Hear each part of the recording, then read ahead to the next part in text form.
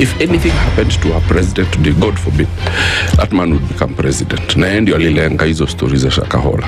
The real thing is our constitution has only one person who is accountable to us. This is the Situation Room. The only way to start your day.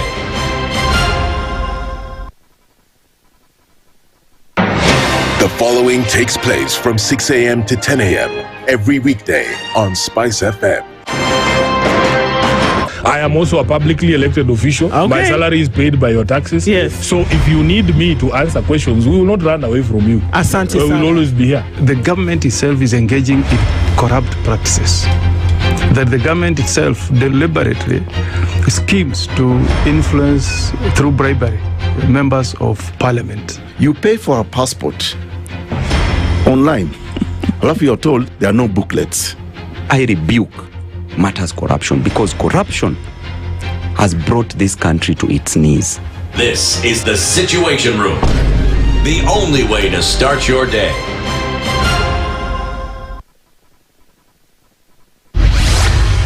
Mature, intelligent talk every morning. Spice up yourself. Mornings done right. 94.4 Spice FM, Nairobi. Okay, good morning. Good morning. You know, if people can all see what you're doing, it'll be very interesting. How are you? I'm good. Eid Mubarak. Exactly. Thank you. Tuko hapa leo. Ningekuwa nalala saa hii. Si ndio? Waiting for 8 a.m. Okay. But anyway. I hear you. Kazi. Muhimu. Uko salama lakini? Nashukuru wewe. Niko poa. Usiulize kwa nini I'm like a contortionist right now. I'm trying to get audio into my ear. You're trying to get audio. You know, now is the time to tell the world your secret. Which? Do you guys know that Dennis Aseto is double jointed in both shoulders?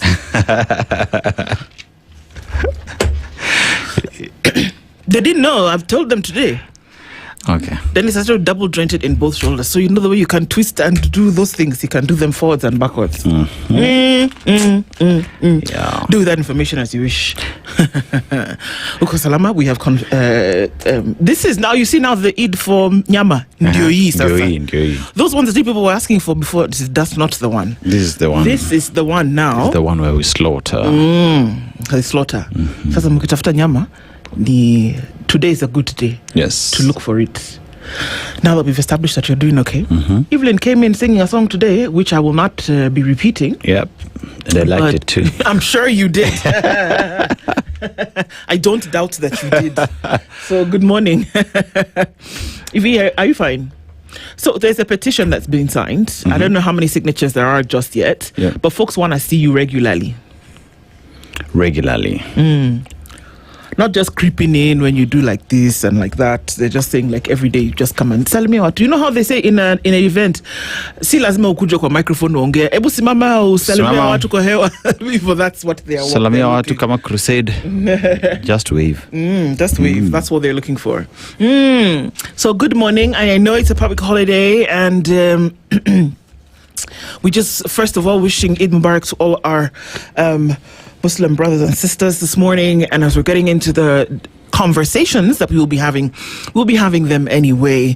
And even as we get into a very good morning to you, Dennis Aseto, Nduh saying good morning at 12 minutes after 6 o'clock. This is the Situation Room, and as we get into it today, just very glad that you could join us, and we can see some of you already getting in and joining us. Toi duvet. It's not something that I do when I'm told often either, so I can understand. But toi duvet for now, and let's talk. Sindio? Yep. All right. Muhimu sana. Kabisa. Yeah. Because even my gadget, God in heaven knows where it is. 8 a minute. I can't even reach. Anyway, we're going to have a conversation at 7 o'clock with Professor Naituli, and we're going to be talking about a number of things. We're going to look into the politics of the day because questions abound in terms of, okay, so guys, there's so much happening at the same time. Will people rig or not? Are people tribal or not? Are people united or not? This trying to find. We had a powerful conversation yesterday with Cyprian Yamamu about, you know what, guys, it is not political. There are certain things that you must do. Exactly. If you've decided to suspend the constitution, you should be voting now in the direction of somebody who is going to enhance, not just enhance, but follow the rule of law and get things done. And some of those numbers that he was giving, wow, because they've done their homework. True. 38 times that the constitution has been abrogated in the last 4 years. And you don't even know how many times before that. True. So those are the kind of conversations that we should be having and moving us in direction where you say, okay, fine, you know good men and women who will then be able to lead. Those are the people that you need to be putting into office, guys. Hello? Mm-hmm. We'll then again go into another political conversation with Wakili Njeri after that this morning. And so that allows us to then open the breadth of our conversation around, again, the politics, but what it actually then does mean when we are saying, don't teeter on the precipice of tribalism. You don't want to go there. It has destroyed people. It has destroyed nations. It has destroyed psyche for years. So both these gentlemen will join us today, and we're getting into the room to have those conversations with you. So very glad that you could join us. A very good morning to our audience on KTN today. And if you're tuning in around radio and online with us, our live streams are up on YouTube, Facebook, and on X. And we're also getting into it this morning with folks that we know that, you know, you've just reached over to the site and you've put the radio on. Very good. Very good. Just from where you are, it's okay. Well, let's carry the conversation, but plug in anyway. Karibuni sana. And we were in Gabon. The Gambia. Yeah, we are in the Gambia. And one thing I think for me this entire week that has stood out when it comes to the Gambia is the fact that they use the traditional way in elections, so using marbles. And that works because they trust it. They believe that it is the best way for them to select who would be their leader. Now, the tradition is highly effective in ensuring privacy in a country with varying literacy rates. So everybody else is going biometrics, everyone else is going digital, everyone else is going paper ballot. They're saying, we will use the glass marbles because that is what we know, that is what we understand, and it is what we as a people choose to be the process of our democracy. Yep. You know, and I think that is beautiful. That is beautiful. I think a country like Kenya that is always having all these billions in terms of our elections, the Kenyan election being one of the most expensive, what can we learn from a country like Gabon when it comes to elections? It doesn't have to be that expensive. True. You know, yeah. But let's go to the proverb. Now, a fly has no one to advise it. It follows the corpse into the grave. Mm-hmm. Yeah.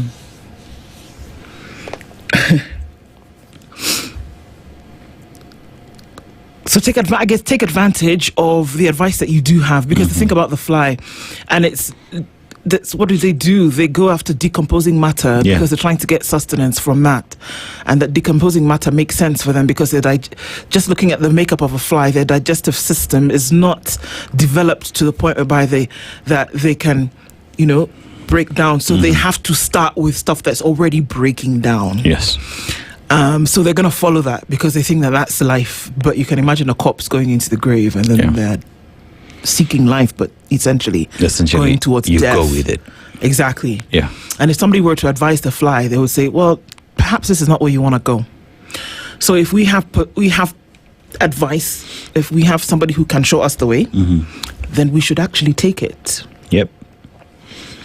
I don't think there's anything to add to that. Like, take advantage, like you've said, of advice that is there. Yeah. If there is none, seek for advice. You can't afford to just live as if you are an island. Yes. Seek advice, take advantage of what is there, and make good use of it. Because you might have all this advice, but you're not taking advantage of it, then you're just as useless as you are. Exactly, and actually take the advice. Take advantage of it, yeah. Yeah, take the advice. Yeah. Good one. Good one. Okay, so let's say a very good morning to you. Now, we know that a couple of people are tuned in this morning, and we know that you may not comment. It was Memorial Day in the US on Monday, so we know a lot of you folks had a Monday holiday, and then Tuesday, maybe everybody groggy, get back to work, and then if you're tuning into Kenya's biggest conversation on Wednesday, it's a holiday, but this is a global one. If you're in Nigeria, you'd get 2 days off, but you know, you take what we can get, Abby. True. All right. So a very good morning to you as you tune in today. Thank you for doing that. Like I always say, we don't take that for granted in any way, shape, or form. Thank you for all the lovely ads.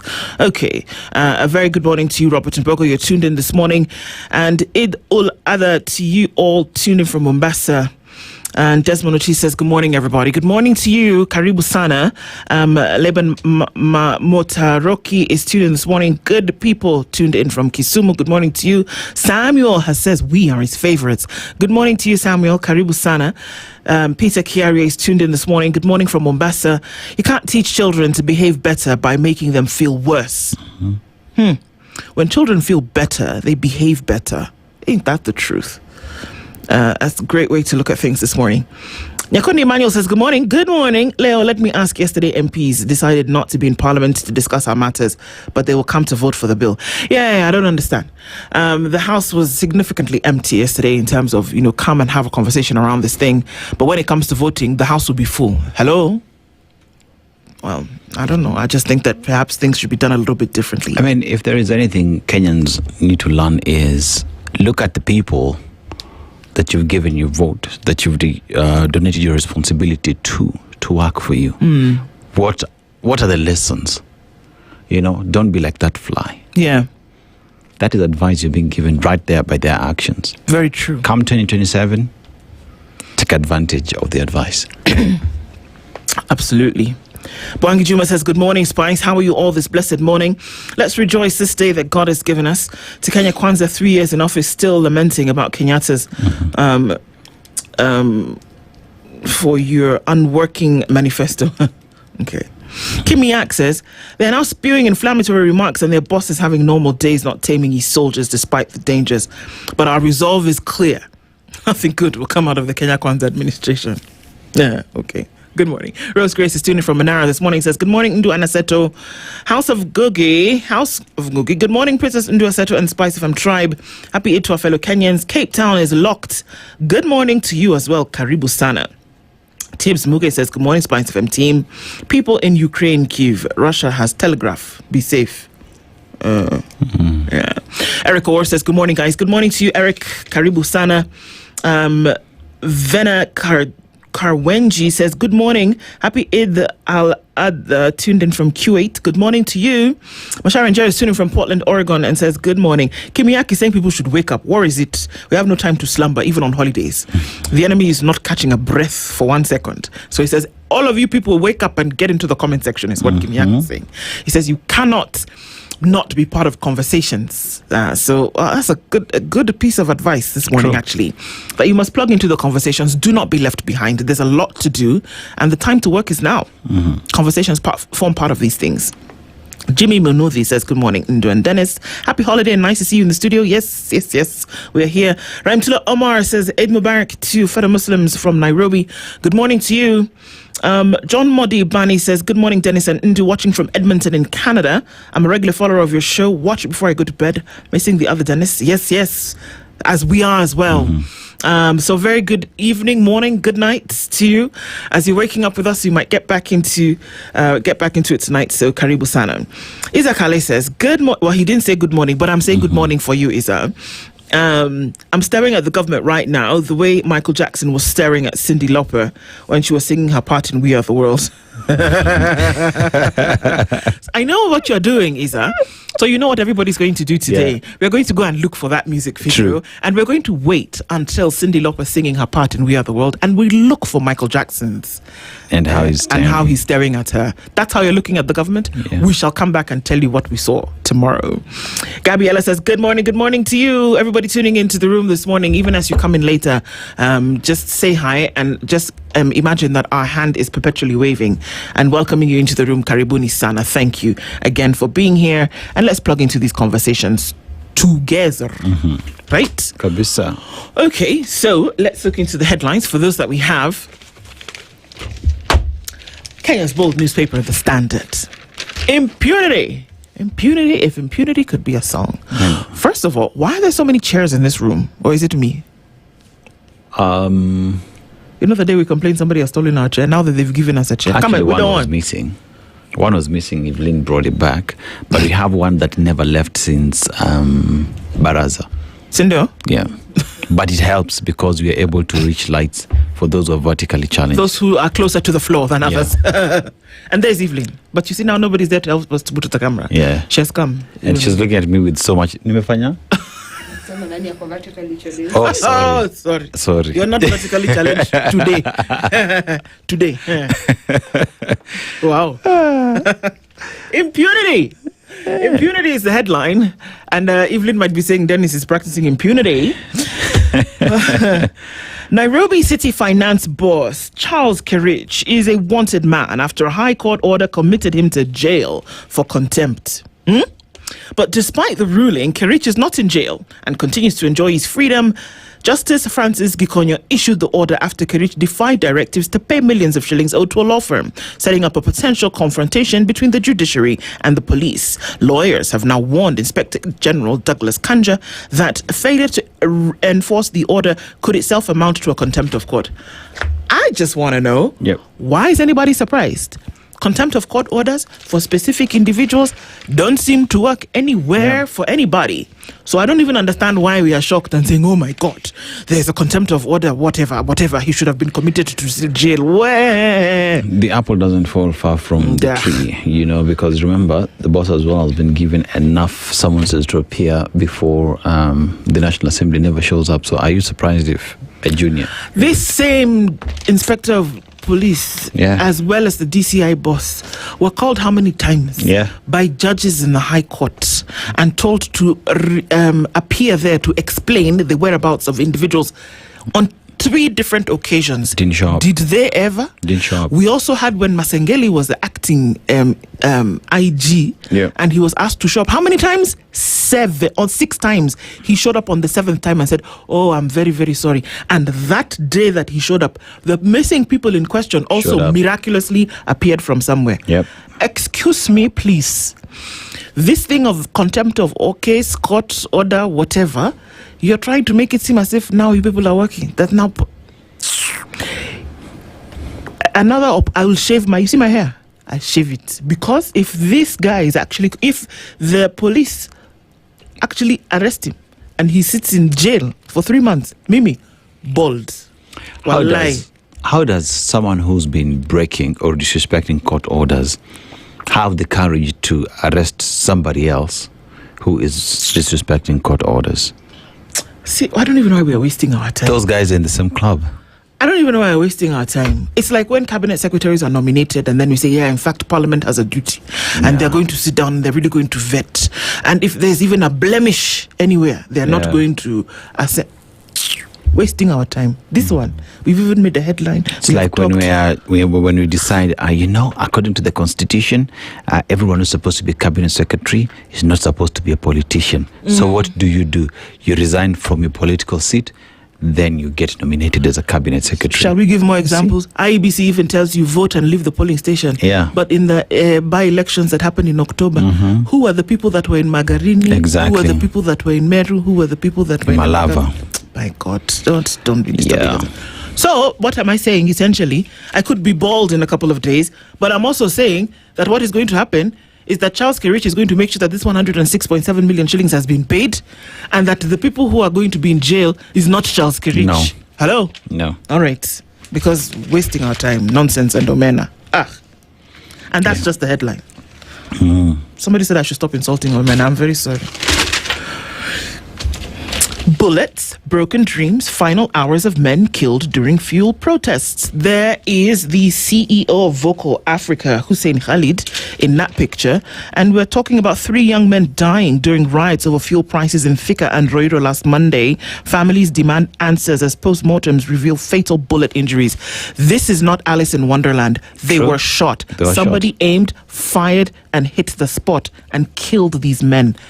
And if you did a post-mortem, you could retrieve the bullet. And the thing about a bullet is that it has a serial number. It can be traced back to the firearm that discharged. And you can find out who made this happen. But are we going to do that? No. Okay.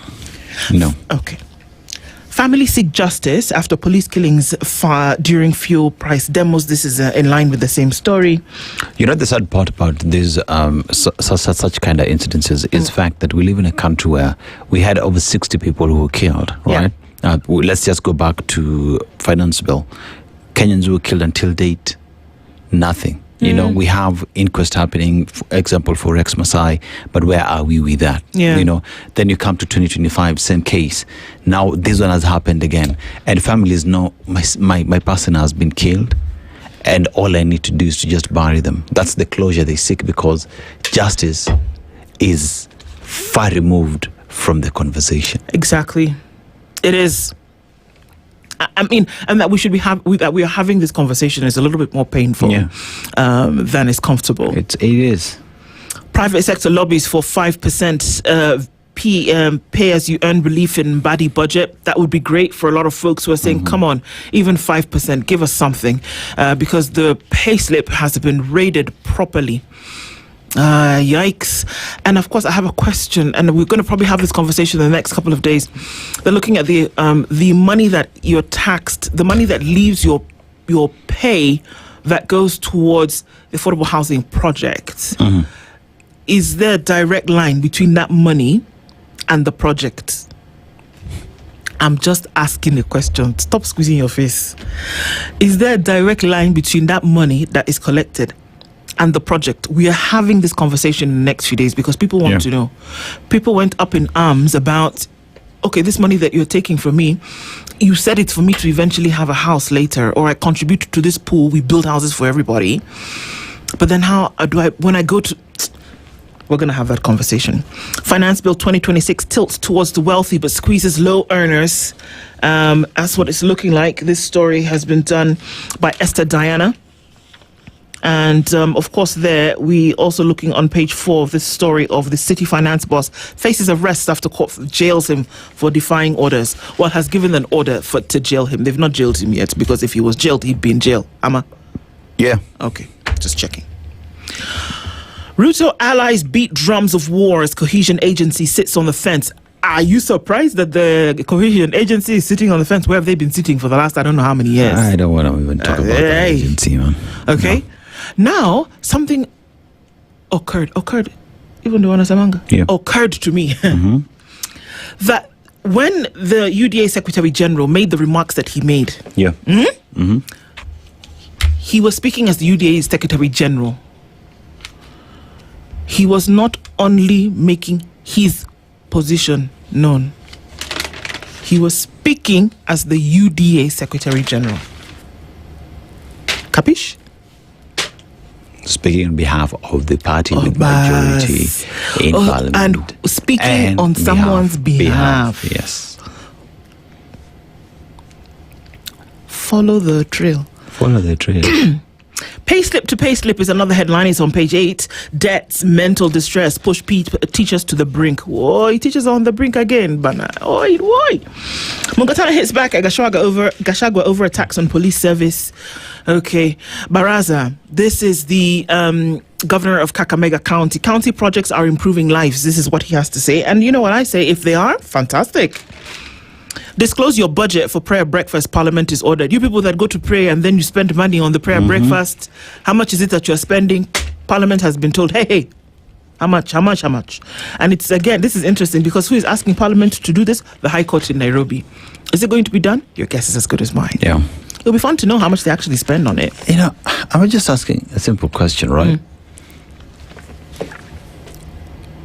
This national prayer breakfast usually has a bicameral house. Yeah. Right? And a few individuals who are invited. Follow me. I reckon we don't need to spend not even a shilling. You know why? Because during the State of the Nation address, when the president is addressing the House, all these members of parliament fit inside that house, right? And we have the plenary as well. The gallery where invited guests usually sit. I'm assuming the invited guests could sit at the gallery and be part of that prayer in that house. One asks the question then, can that happen? What stops it from happening? And if that would go against the rules of the House, can we amend the standing orders of the National Assembly to allow the National Prayer Breakfast to happen in there to save and cushion Mwananchi from accruing any expenditure? But let me ask you something. This National Prayer Breakfast, is it an event that they said they'll be doing? Is it in the parliamentary schedule? Is it a must? I'm just asking. I think it has been a tradition. If Is it okay? It's traditional. Yeah. It is not like no. Okay, I understand. I think it's. As in, it's expected that it to be done. Yeah. But then they're saying, okay, there's some game here afoot, so that's why the High Court has said, tell us how much you're spending on it, and then we can let you know if it makes sense constitutionally in terms of how much. You'll be shocked at how much is actually being spent. I reckon let's take that proposal. Let's have it in the National Assembly. The bicameral house, it can accommodate all these members of parliament, and because usually whenever there are even business, like you don't have to go to a hotel to have breakfast. You don't have to do that. There is like even when parliament usually has its sittings, we see students at the gallery, so the invited guests can go at the gallery, and we have that prayer in that house. When you leave, people can queue China Mandazi, go home. But they're actually praying, Abi. Yeah, there's even a choir. National choir, okay. National Assembly choir. Okay. And I think Cherargei as well usually leads the hymn and whatever. Wow. Yeah. It's true. It's true. You know what we're going to do now? Yeah. So that people can just relax a little bit. And my pen just left the WhatsApp group. Yeah. Because people are already starting to get angry. Let's take a break. And we've only reached page 10 of the Standard. It's just breathe a little bit, guys. I don't know that there's much traffic on the streets this morning, but we'll look at the weather and traffic anyway, and then we'll come back and then we'll get past page 10. But then Dennis will come and tell us who sings what. Yeah. It's okay. This is the Situation Room, the only way to start your day. The weather with SpiceFM.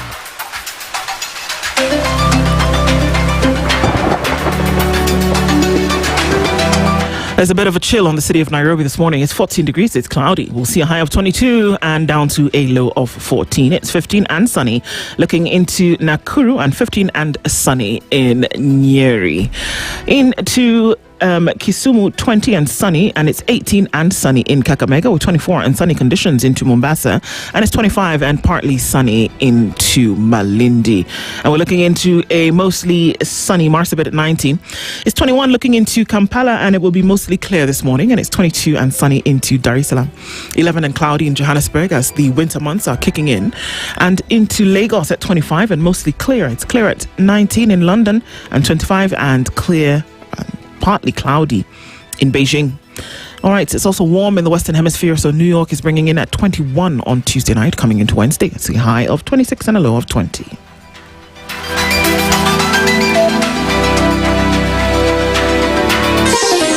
Chilled Spice.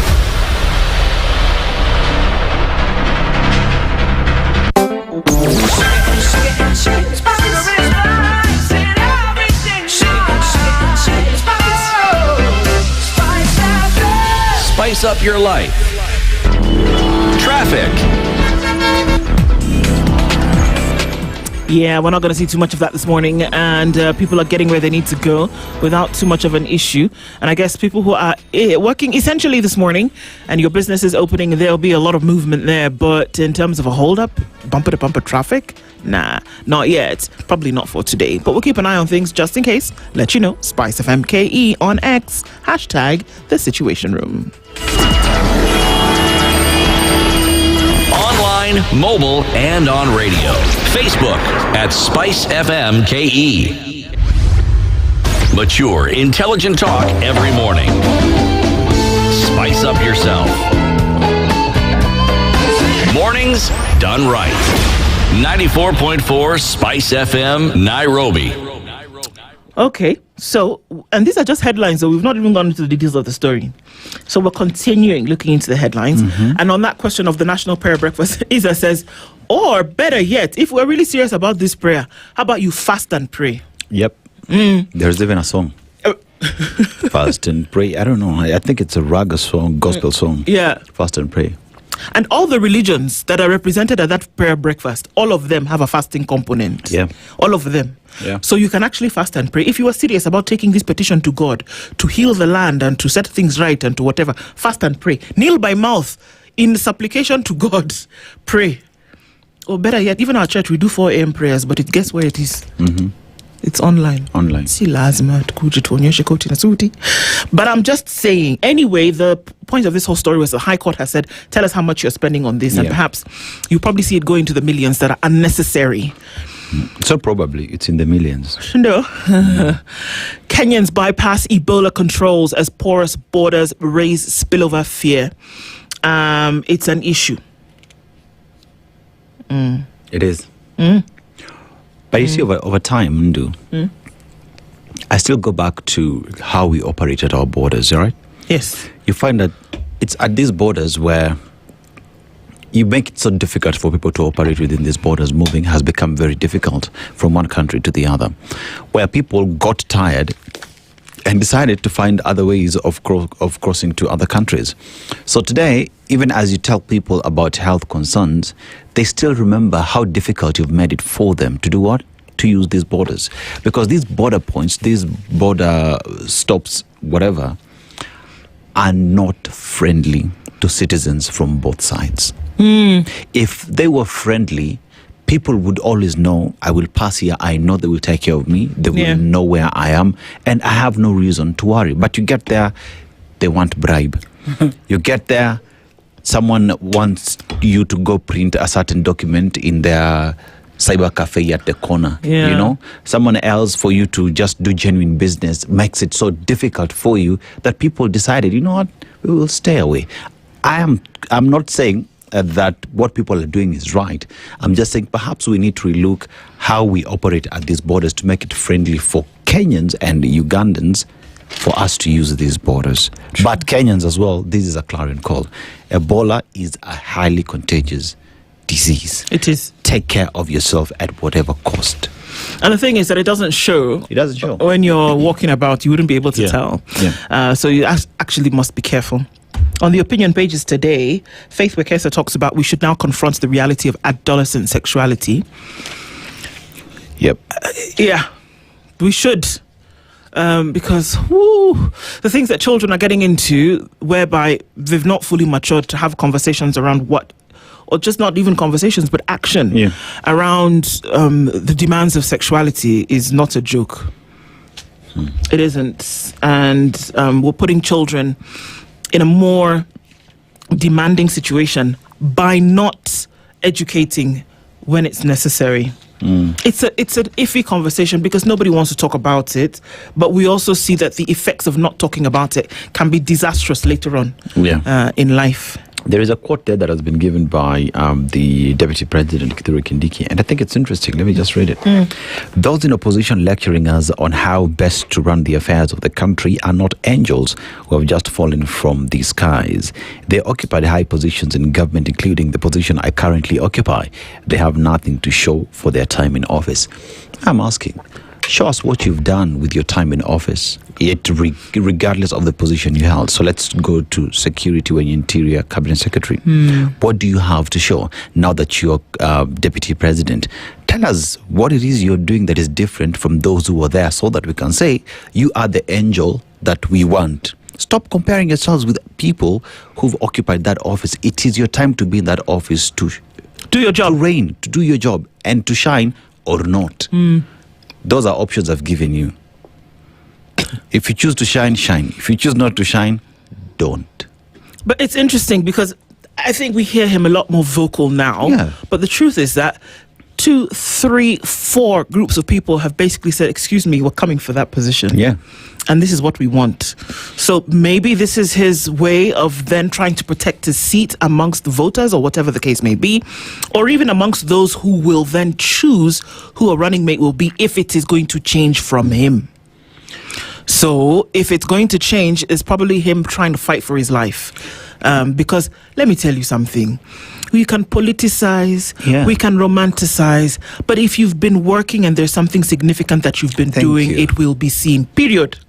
And that's I keep saying a lion just roars and you know it is a lion. It is a lion. It doesn't go around in the grassland saying, hey, excuse me, hyena, I'm a lion. I'm a lion. Hello, Secretary Eagle, do you know that I'm a lion?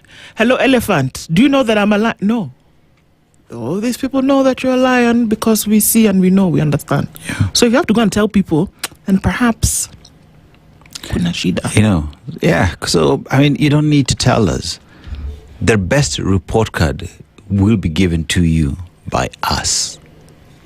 You know what I mean? Exactly. Especially when it comes to counties, because he chairs the ABET? Well, not ABET. IBEC. He chairs the IBEC, right? Mm-hmm. So how has his office performed in ensuring that counties get their share of revenue and actually meeting the development agenda in time? It's just based on that alone, we can give you the report card. But it's anyway, true. Let's keep comparing. So that's interesting. Looking at some. Page 14. Keep fake hugs and smiles out of National Prayer Breakfast. Kabisa. Yeah. Kabisa. Who wrote that story? It's of course in the opinion pages. Edward Kipkalia. Yeah. Kabisa. Because I remember even during former President Uhuru Kenyatta came in, forgave each other with William Ruto, and now we were going to work together. Yada yada yada. Where are we now? What happened? Keep those fake hugs and smiles out of National Prayer Breakfast. We don't want them. It's interesting because when you look into the county's pages, court's verdict on ward funds exposes MPs' push to keep CDF, and that's still a conversation. This CDF that is so close to people's hearts, it does something beyond the development of the county, doesn't it? It does. Or the constituency. True. In this case, and it does give you some brownie points if you have control of CDF. Firm steps up Kenya's shift to clean energy, and probably how you should be looking into it. Manufacturers warn of job losses in the finance bill, and they're saying that this is possible. Firm closures, job losses and firm closures if the finance bill passes. They're seeing a likelihood of that. And of course, ways to get your business going amid uncertainty. All of this is happening in the county pages. And so we're going to look into a couple of these stories then in detail in just a minute. If I can just get the pages to turn. Can you turn the pages of life? Okay. Mining disputes expose deep-seated rot in the sector. There's a ministry. Yeah, there is. There's a ministry for mine. I'm just looking at the same pages. How retired teachers lost 7.6 million shillings in gold scam. So the mining sector has a problem or two. And in terms of regulation and who can do what and who has licenses to do the other thing, there are questions. KenGen now eyes a license to sell power directly to consumers. That they don't want this thing where they have to go through companies. We want to be able to sell to you directly. Yeah. I wonder who it would benefit if this was actually the thing. We'll come and look in the story in details in just a little bit. So the US and Iran are still having their global issue, and the US is now striking on Iran, targeting missile sites and boats, and they're saying, nah, this is not, we're not letting down just yet. Each burial becomes test of trust in Ebola hotspots. It's another story coming out of the international pages. These are some of the things that we look into. Okay, so we'll look at some of these stories in detail. You want to go first, or shall I? I'll just start with this story that I've seen here at the back pages. And I think it's important because if we do not act now, we'll be having a problem a little bit later. So on page 17, it says, the weatherman has issued floods warning for coast counties as heavy rains expected. Clears throat. The coast region is among areas that are expected to receive heavy rains in the coming days, according to weather forecast released by the Kenya Meteorological Department. In the forecast covering the period between May 26th, which was yesterday, Yes.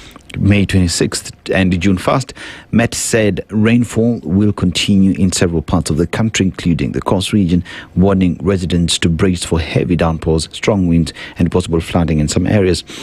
Met said counties along the coast, including Kilifi, Mombasa, Kwale, Lamu, and Tana River, are likely to experience heavy rainfall that may trigger flooding and disrupt transport and marine activities. The forecast further warned that the strong southerly and southeasterly winds exceeding are expected over parts of the coast and neighboring southeastern lowland counties. Despite the rains, temperatures in the coast region are expected to remain high, with the maximum daytime temperatures likely to rise above 30 degrees Celsius in several areas.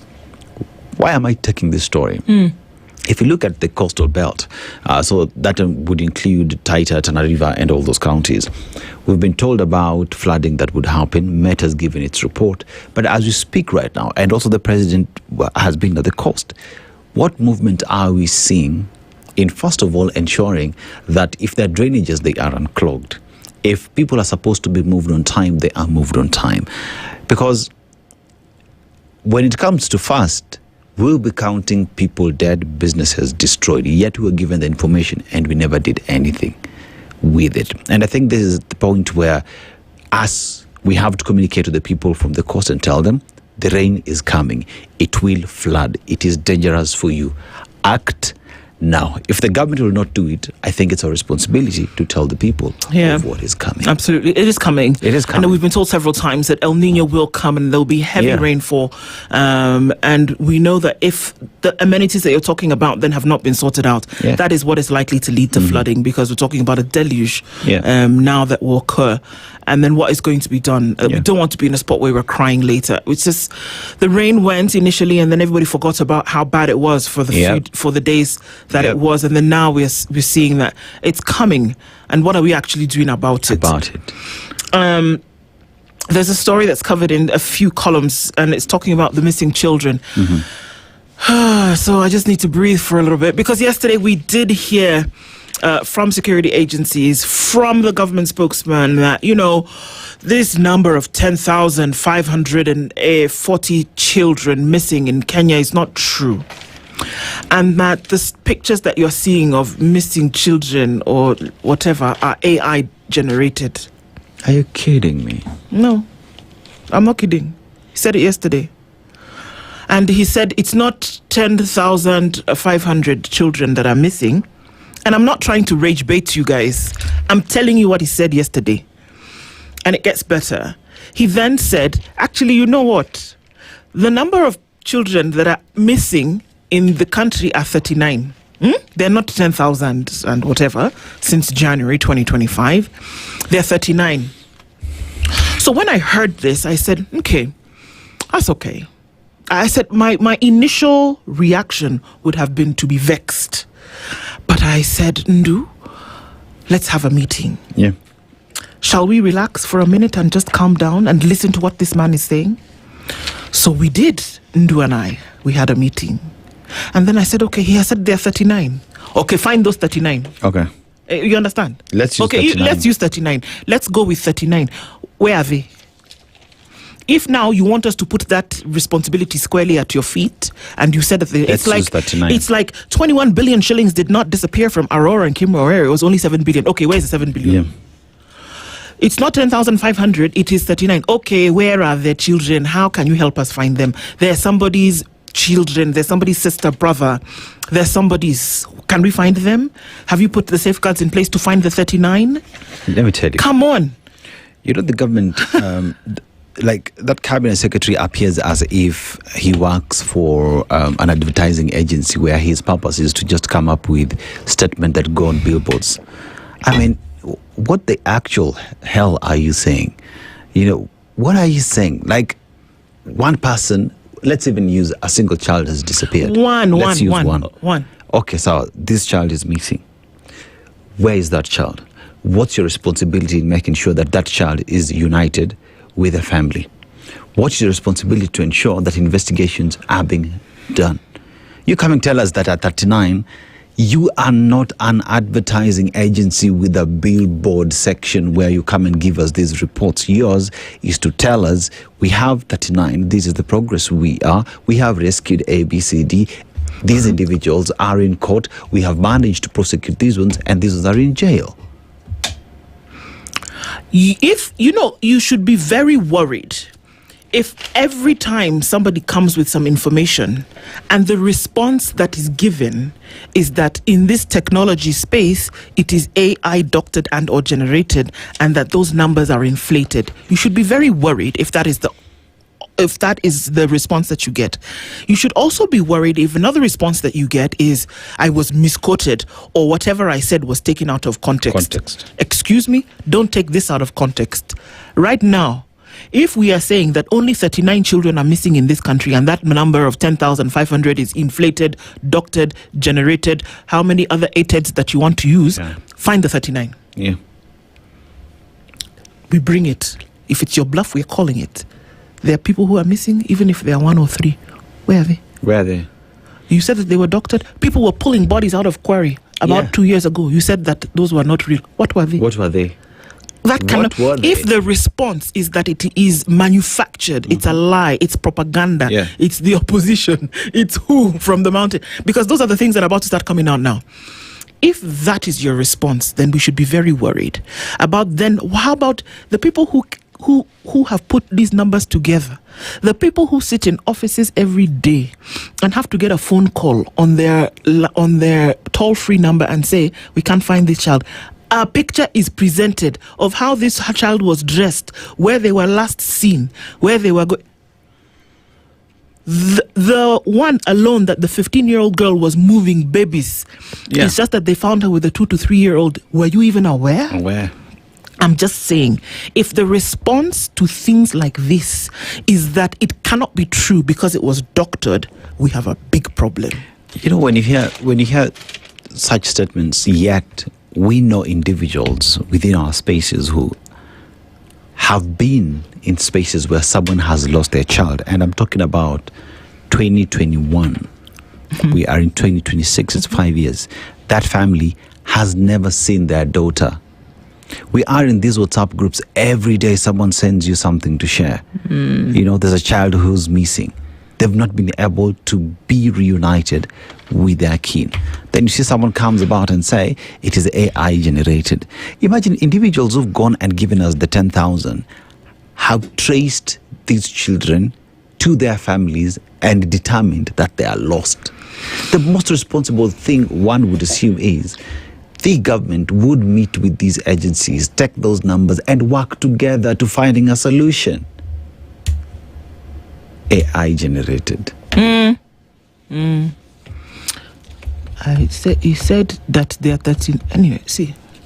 City Finance boss faces arrest over court jails after court jails him for defying orders. We're following that story, by the way. This one of missing children. Somebody has to do something. Somebody has to. Will, even if you want to stand up every day and make a statement, we'll bring it to you. Because this court and the ball, this very big ball, is in your court now, because especially now that you've pronounced yourself. You know, before we were saying that everybody has a role to play, and we have not abdicated anybody from that responsibility about protecting our children as communities, families, society.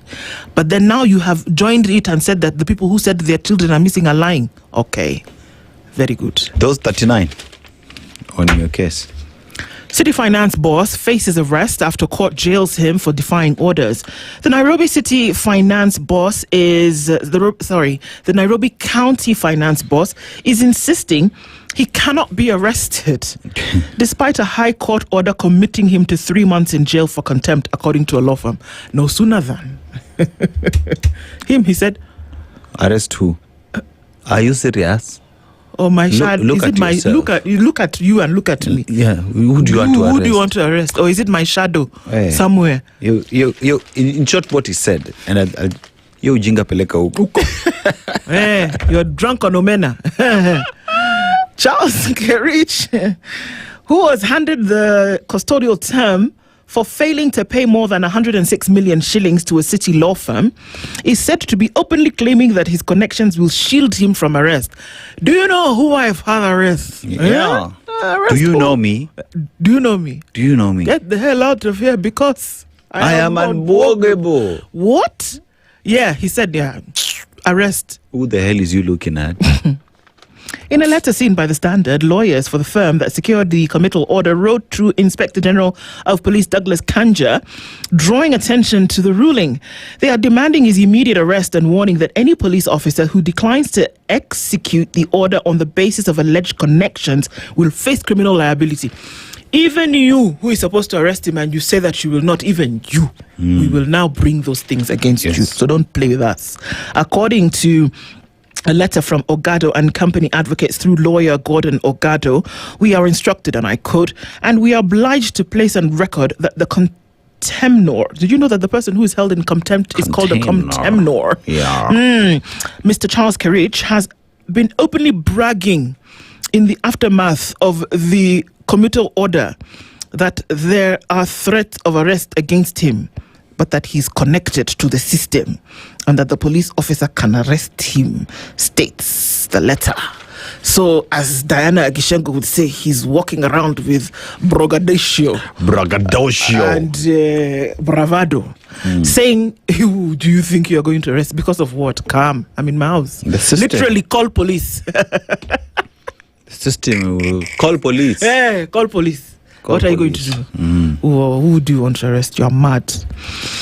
According to Justice Francis Gikonyo, accordingly, I find the County Executive Committee member for Finance, Mr. Charles Kerich, guilty of contempt of the order dated. Come on. November 27, 2024. We are in 2026, please. Hey. In fact, we're in June, in case anybody was wondering. Yeah, we're in June. Because May is like over 4 days to go. So we're just 4 months to November, to be 2 years. Yeah. Okay. So you thought it was a yesterday story? Nah. So perhaps this thing that he's walking around with his shoulders very up is because it's true that his godfather indeed is godfathering. Yeah. Do you have a godfather? Go godfather yourself in jail. I told you. Me, head, shave. If he goes to jail. Shave. Bald head. Hapo ndio tutakuwa. And imagine those are the headlines. It's like a story. And that's just a single paper. And that's just one newspaper. Go get yourself a copy of the same as well online, epaper.standardmedia.co.ke. Kabisa. Hapo ndio tuko. Professor Naituli will be in the hot seat when we come back. And Sheila's bringing the news at 7 o'clock. Good morning.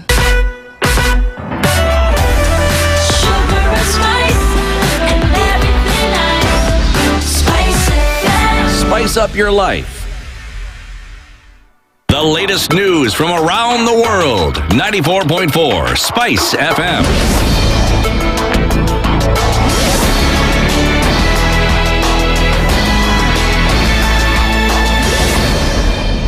Good morning. This is the news. I'm Sheila Tembor. The National Assembly has approved the formation of a conciliation committee after rejecting the Senate's proposal on revenue sharing for county governments. The Senate had proposed that the national government be held responsible for any revenue shortfalls in the 2026-2027 budget, but MPs argue that the move could affect funding for development projects. National Assembly Majority Leader Kimani Ichung'wah defended the current budget framework, saying it is necessary to allow MPs to complete ongoing projects ahead of the 2027 general election. So if you have projects that you want to complete under the national government, this is the budget to complete. And I think I have communicated effectively in terms of what you want to do with these Senate amendments. And therefore, it is a proposal of the Budget and Appropriations Committee that we decline these amendments by the Senate to allow us to go into mediation and agree with our counterparts in the Senate that it will not be fair to reduce the national government share by 35 billion shillings. Then in the same spirit say, in case there is any shortfall in revenue, it is only the national government that can bear that shortfall in revenue. Honorable Speaker, we are living in very uncertain times. The IEBC has condemned remarks by politicians claiming they can manipulate or influence the outcome of the 2027 general election. In a statement, IEBC chairperson Erastus Ethekon said such claims threaten democracy and mislead the public about the integrity of the electoral process. The commission dismissed allegation that it is under political influence, saying the claims are false and risk undermining public confidence in the institution. IEBC warned that it will work with relevant authorities to take action against individuals making statements intended to discredit the electoral process. The statement follows remarks by Kakamega Deputy Governor Ayub Savula, who claimed President William Ruto's administration could influence the next year's election through control of the national budget and the IEBC. However, speaking in Kwale County, Deputy President Kithure Kindiki distanced the government from the allegations, saying the administration supports democracy, fair political competition and the rule of law.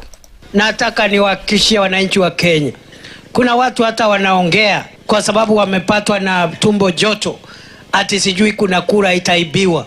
Hakuna kura itaibiwa katika nchi ya Kenya. the Independent Electoral and Boundaries Commission is an independent commission to ensure that the will of the people prevails. President Ruto and those of us in leadership could not have been in office if we did not have a democratic country, if we did not believe in the rule of law.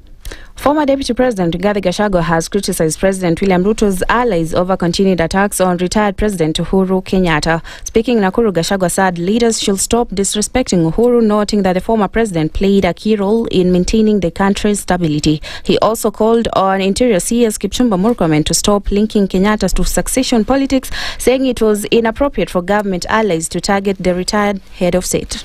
So hiyo maneno ya kutisha watu bwana Murkomen hatutaki, hakuna haja. Instead ya kutisha Rais Uhuru Kenyatta, kuja kwanza ukamate wale waliua Reverend ya BCA hapa Nakuru upeleke kotini. As we speak, watoto 23 every day wanapotea.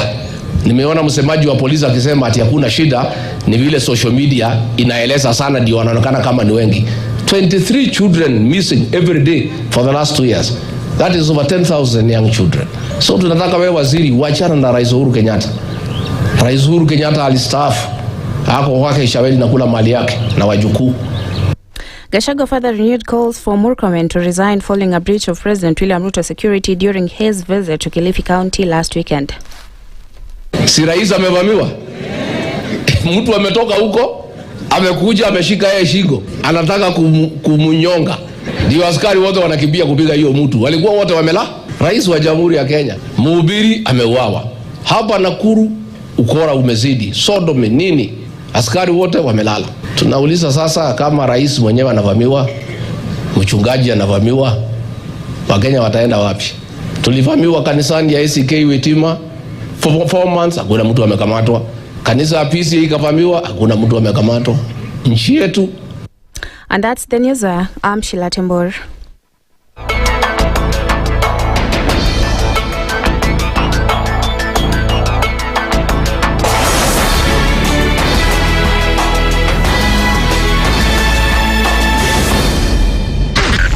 SpiceFM, Nakuru.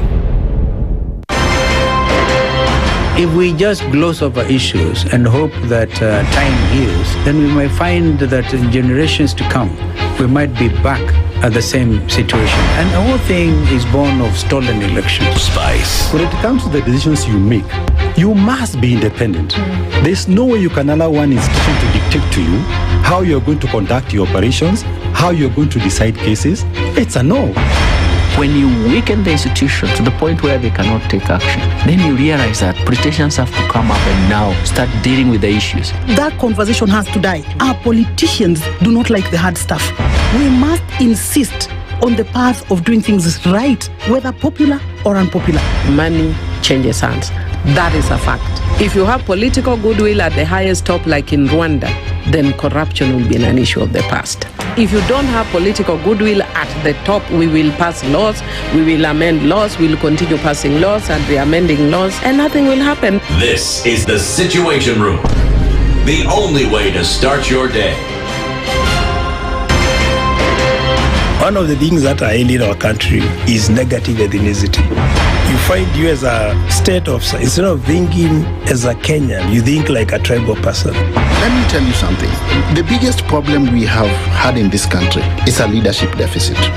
There is nothing that you are going to do in the process of change if you are not a risk taker. So you really have to pursue your vision to a logical conclusion and even be ready to step on people's toes. When it comes to the economy, you can run away with it. They say statistics are like bikinis. They reveal a lot, but they conceal the vitals.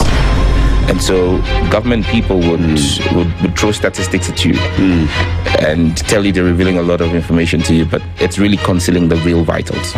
We need to get out of that, because when we want to grow our democracy, one basic thing that really requires to be understood by the political class, by all of us, is institutions are critical. This is the Situation Room, the only way to start your day. The following takes place from 6 a.m. to 10 a.m. every weekday on SpiceFM. I am also a publicly elected official. Okay. My salary is paid by your taxes. Yes. So if you need me to answer questions, we will not run away from you. Asante We will sana. always be here. The government itself is engaging in corrupt practices. That the government itself deliberately schemes to influence through bribery members of parliament. You pay for a passport online. Alafu you're told there are no booklets. I rebuke matters corruption because corruption has brought this country to its knees. This is the Situation Room, the only way to start your day. Mature, intelligent talk every morning. Spice up yourself.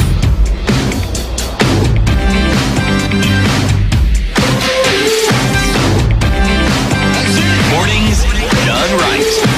94.4 Spice FM, Nairobi. It's 8 minutes after 7 o'clock. This is the Situation Room, and Eid Mubarak as we get into the day, and of course the celebrations of Eid al-Adha. And even as we do that, we continue with our conversations this morning. You have a piece of land, Dennis? Yes, I do. Okay. Sina sasa umenunua shamba? Are you paying school fees? Where? Yeah. Mm. And investing in business as well? Yes. MSME, Mm-hmm. school fees, you're buying land, you're, putting your roots here and there. But do you ever wonder, as you're doing all of these things, what's going to happen if you were not there?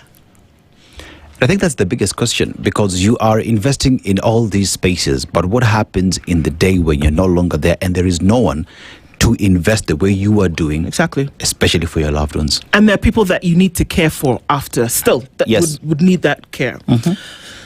And you don't have to wonder, really, because you can actually do something about that today so that you take away that worry from your mind. Now, how do you do that? It's the Britam Whole Life Plan. It's a permanent solution that's designed to protect your loved ones. So these people that you're doing all these things for today, to ensure that in the future that they're well protected. It provides lifetime coverage once you complete your chosen payment period. So whether you choose 10 years, you want to put something aside for 10 years, you want to put something aside for 15 years, you want to put something aside for 20 years, your beneficiaries will receive an immediate tax-free cash payout, and your coverage increases by 3% every year to cushion your family from inflation. So you can imagine that. So that means 10 years, 3% after I'm done, and this is for life. Exactly. For my life. Exactly. Okay. It's on your life. But then it also goes as it's a benefit for your loved ones. Yes, once I'm out. So you don't actually, so you actually don't need to worry about who's going to take care of them or how will they be taken care of. Britam will handle all of that because you made a decision to do something about it today. Yeah. So even this very today, you know what you can do? You can SMS life and the name of your town to 21778, or you can get on WhatsApp, you can make a call, or you can send a message to 0705 100 100. Somebody's going to be on the other end of that call or message, and it will tell you what you can do with what you have to ensure that people in the future that you love, and those that love you, are taken care of. So it's not a matter of will it happen, it's not if, it is when. So make that call, send that message today. And I think always remember, you are a candidate of when. Yes, you are a candidate. You are a candidate. This one, you're a candidate of when.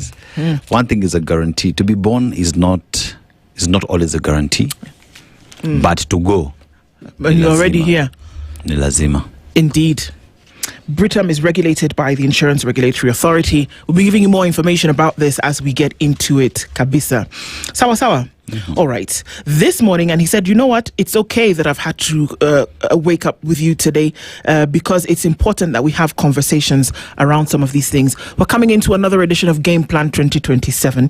The Professor Naituli, the Professor Gitile Naituli is here with us this morning. He's a former NCIC commissioner, interestingly enough, and a fellow Kenya National Academy of Science, and he joins us this morning. Prof, good morning. Morning.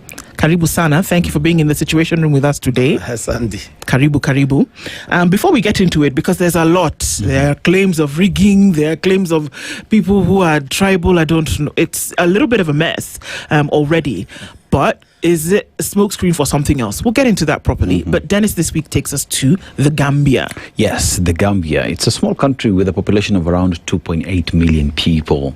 Now, in Kenya, we have the Big Five. In Gambia, they have over 600 species of birds. So bird watching is famous in the Gambia. But another thing that stands out is the fact that if you look at the world right now, when we talk about elections, it's always paper ballots, right? But in the Gambia, they use glass pebbles to select their leaders, including the president. Glass pebbles, traditional way of doing things, and that is what they that is what the IEBC deal with, you know. But let's go to the proverb this morning. The proverb: a fly has no one to advise it. It follows the corpse to the grave. Wow. How would you interpret it? I like that one. I think it's interesting because we have a similar saying where I come from. They say, Moadho Kirera, the person you advise is already advised himself. In other words, you can't advise a fool.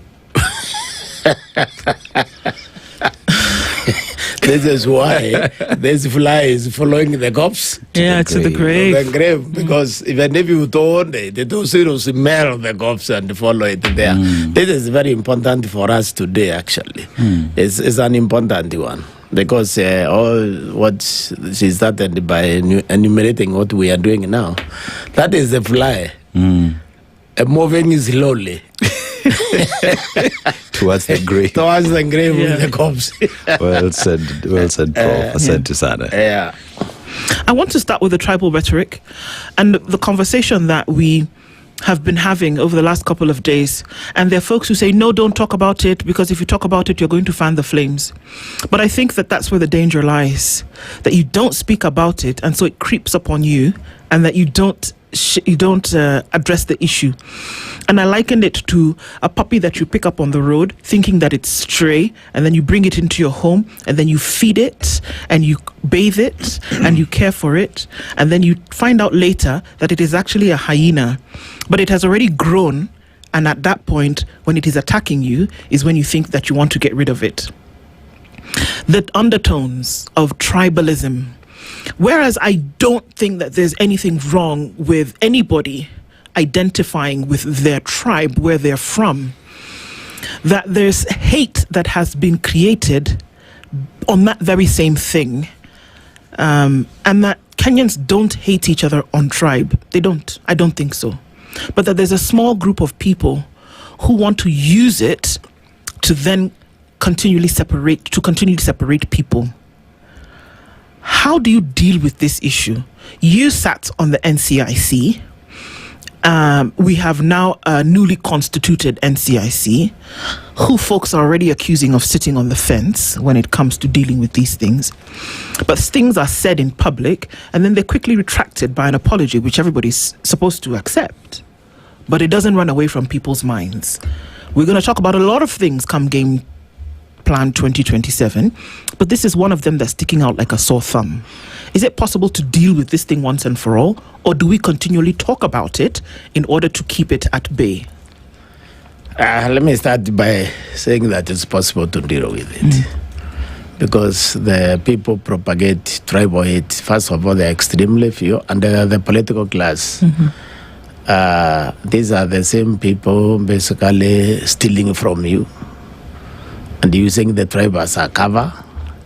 They are extremely inefficient. There are people who have to hide their incompetence behind the tribe. But what you said in the beginning, that some people don't want to talk about it, that is very wrong. You must talk about it. Because it's by talking about it that we can actually expose the hypocrisy behind the tribe. You see, mainly, just to be clear, it is the people who have been propagating this is the UNDA, it's the UNDA brigade, who have now been followed by sections of ODM, the one now which is in the government. Now, if you remember, these are the same people who fund the fires in 2007. It's exactly the same people. What is unfortunate is none of them was actually held to account, and that is why we must deal with impunity. I said it's possible to deal with this, because if we can address impunity, then we can deal with this with the finality. Now, what is happening though here right now is much more dangerous, because that time they didn't have power. Now they have power. Now they can actually bring the whole house down. You know, there was last week a story going around about the donkey. Which a man bought a donkey for the first time, and he was really happy about it. And he never wanted his donkey to get lost in the village. So he put it on top of his roof. And he showed the donkey all the streets in the town, so that in the event is lost, he can know how to come back. But then it came time now to say, okay, you have seen everything, now let's go down. The donkey said, I'd rather stay here. This place looks very nice. So the more he persuaded, the more the donkey started disturbing in the house. And he kicked him. And the fellow realized, hey, wait a minute, this donkey is actually going to crash this house with my children inside. So he rushed down, he left the donkey up there. He barely removed his family before the donkey, not the dog, before the donkey collapsed the house, and the donkey was also killed in the process of collapsing the house. Now, we need to prevent these people from collapsing the Kenyan house. Because we put them there, and they don't know it is clever actually to get down. Because you can always climb again, I guess. Yes. So the tribal, beating the tribal drums is not a very intelligent thing. For example, let's take Hassan Homari, who was lambasting the Gikoyos in Coast with the president there, I think the deputy president, and none of them kind of said, remember this is Secretary General of the ruling party speaking. But you see, what you don't know is the trouble with that kind of behavior. The tribe with propagating hate, it can boomerang on you. This guy can end up waking up the Mijigenda. They suddenly realize, oh, this guy is an Arab. He's claiming to be speaking for coast people, or whatever he's speaking for. But my friend, you are an Arab and you are sitting on our land for many years. You understand that?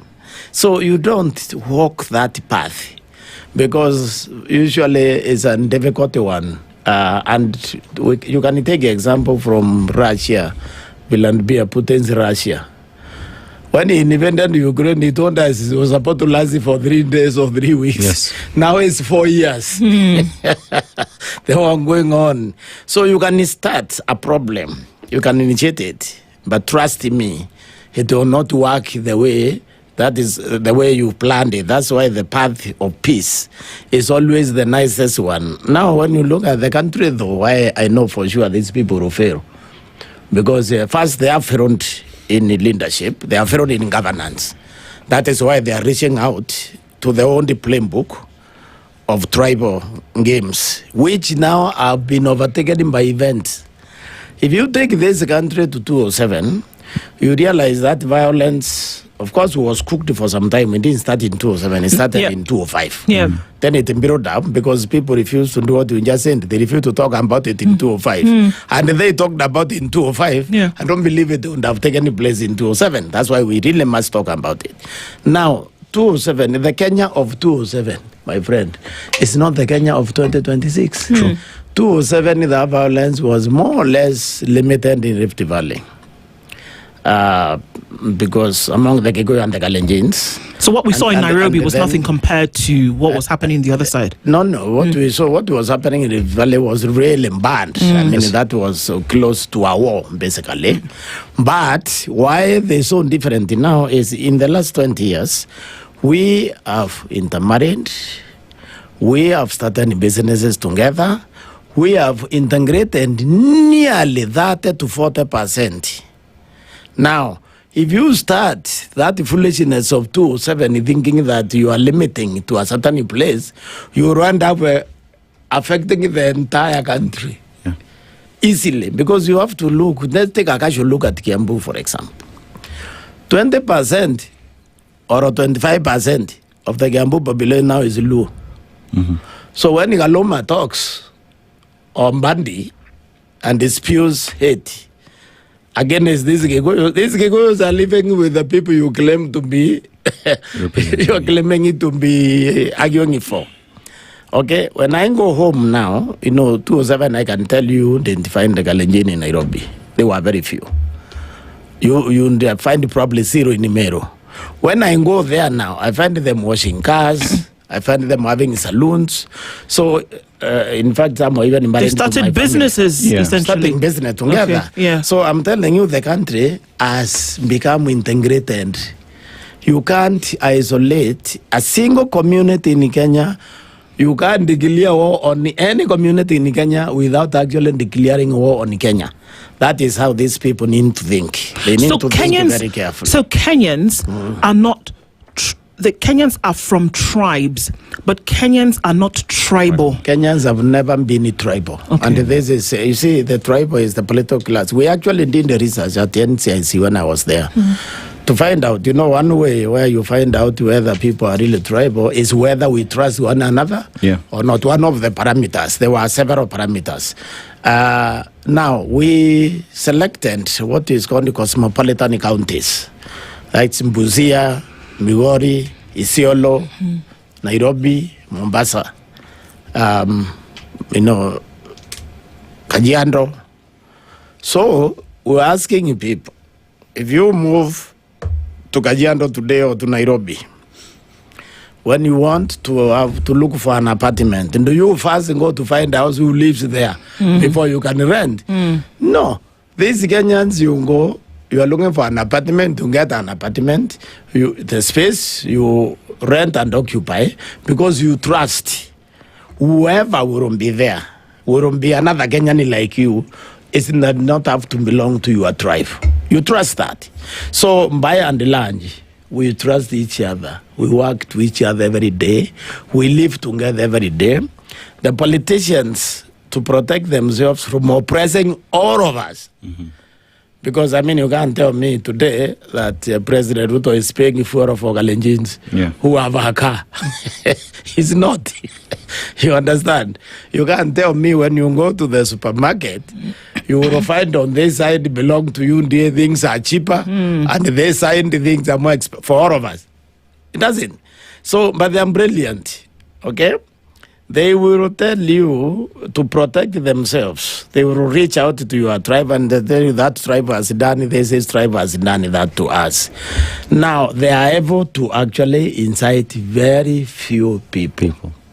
Majority will be victims from that community itself, from where the leader comes from. Majority will be victims because obviously the people they incite, they will pay them.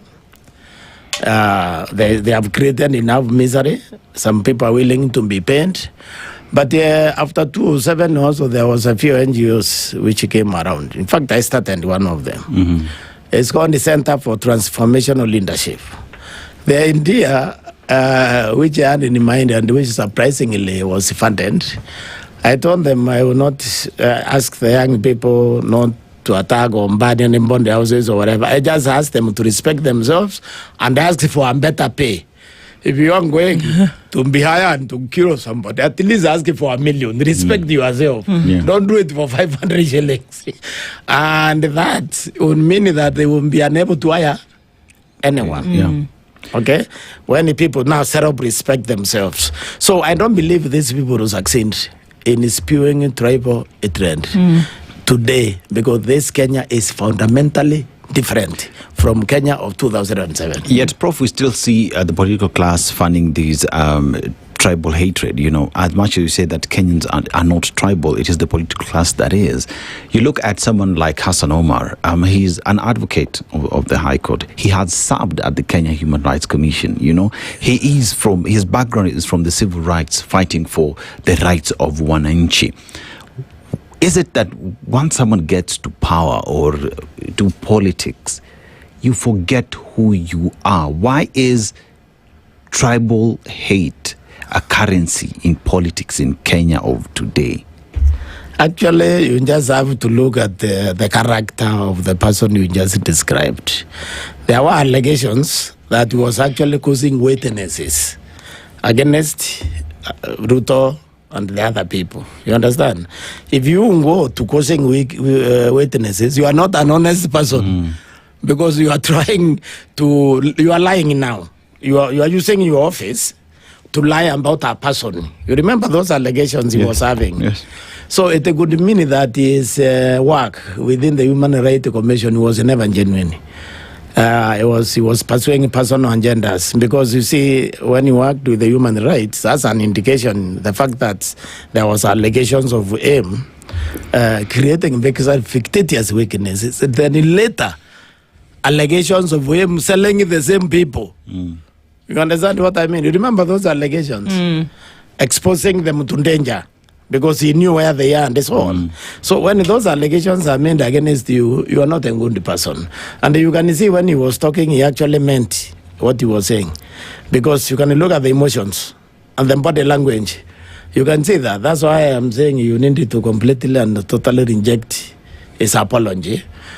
He must resign as UNDA Secretary General because UNDA is the ruling party. Yes. And usually the Secretary General speaks for the party. Yes.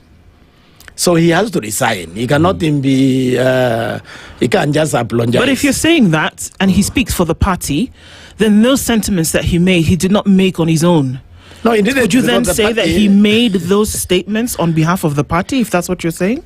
Exactly, because you see, our problem as a people also is to begin lying to ourselves. Listen, the end of his party was there. Yes. The deputy president was there. Yes. They spoke the last. Didn't they castigate him? Didn't they even mention what he said? So let's be honest. If you wanted to protect this country, and that means protecting ourselves, we need to face these things honestly. Some of these people are verbalizing what they speak in secret. Do you understand? When the cameras are not there, and then they now go to the public and they say it. So, in my opinion, when you speak like that, the way Hassan spoke, with the head of state sitting next there, with the deputy president there, that's a serious indictment against the UNDA as a party and the Kenyan government. What would then agencies mandated to handle such things do? What would be the movements that we should be seeing from president, from the police, from DCI, from Kenya National Commission on Human Rights, as well as NCIC? What should Kenyans be seeing? Immediately after that fellow stopped speaking, NCIC should have gone to the CND in Mombasa to apprehend him immediately because there was nothing to investigate. So is the ethics and the anti-corruption. Right now they should be trying to figure out how to get him out of the office he's holding at the East African community. And also out of the Secretary General. So ethics should be on him. NCIC should be on him. The CID should be on him because that was incitement capable of being implemented, which is an offense under the penal code. You understand? So this is the problem now when the country is collapsing. When the country is collapsing, you are afraid as an officer of the law from executing the mandate of your office because, I mean, you need to feed your children. You need to have a legacy.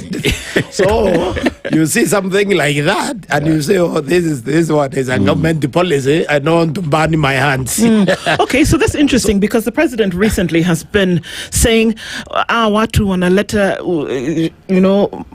wanaongea mambo ya ubaguzi na, ukabila. In that position, when he was there, would it have been so crazy to expect the president to stand up and say, actually, you know what?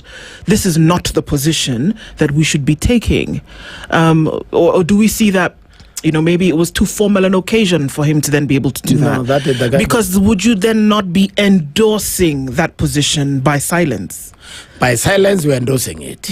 You see, that's the perfect place for the president as the symbol of national unity, as the father of the nation. The president owns a very unique position in the republic.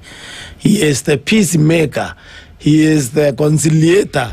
He is the chief conciliator. Even when we quarrel, he is the one who's supposed to bring us together. That was a perfect opportunity to come and tell him, Wanasan, we don't talk like that anywhere in this country. Okay? And therefore, what you just said, you didn't speak for the party. In fact, he could even now have convened the national delegate to remove him immediately. That would have sent a fantastic message for the country. But you see, now when you just, nobody mentioned, even when they talked, none of them mentioned it. That was wrong. And, you know, what I'm telling you is it appears to me the country has moved and left the leaders behind. Okay? The leaders are still caught up in the tribal web. But the citizens are moved. They have moved and they have left it there because that kind of hatred I saw, emotional mobilization in Hassan Omar, trust me, it's not with a lot of Kenyans. There were answers that came, reverberated across the country in response to that, whether it was people who then were in their rallies or people who had an opportunity to speak to the public thereafter, had a word to say, whether we're talking about coming from, you know, Machakos governor, also here in Nairobi, we saw, you know, people all over social media saying, well, we cannot be divided along these lines anymore, and that it is a very dangerous precedent to be set if that's where we're going. The member of parliament for Nyali, who essentially wants to, is a gubernatorial aspirant from Mombasa, all of these people came out to say, can you trust the words that came in answer to that statement, or is it being used as a political tool as well? Because we kind of put the blanket on everybody here in the political sphere and be saying, you know, a lot of these people use these things for political mileage. But can you trust the response to those sentiments when people say we cannot? Do you know where I'm going with this? Yeah, I know where you're going with it. And I think we can trust it because I think we don't have a meter to measure their honesty. But you see, when a minister, like an internal security minister, try to twist a normal demonstration against, it wasn't even a demonstration, is it called a strike or something, when he withdraw service against the fuel prices, and he wanted to shift that to the Gikuyu. Then you realize the country is in trouble. You see, you realize the country is in trouble because the Minister for Internal Security is a very serious person. But also, when the leaders in this government speak and they say, Wale wa Kabila, you see, if one person is a tribalist, please tell us about that one person.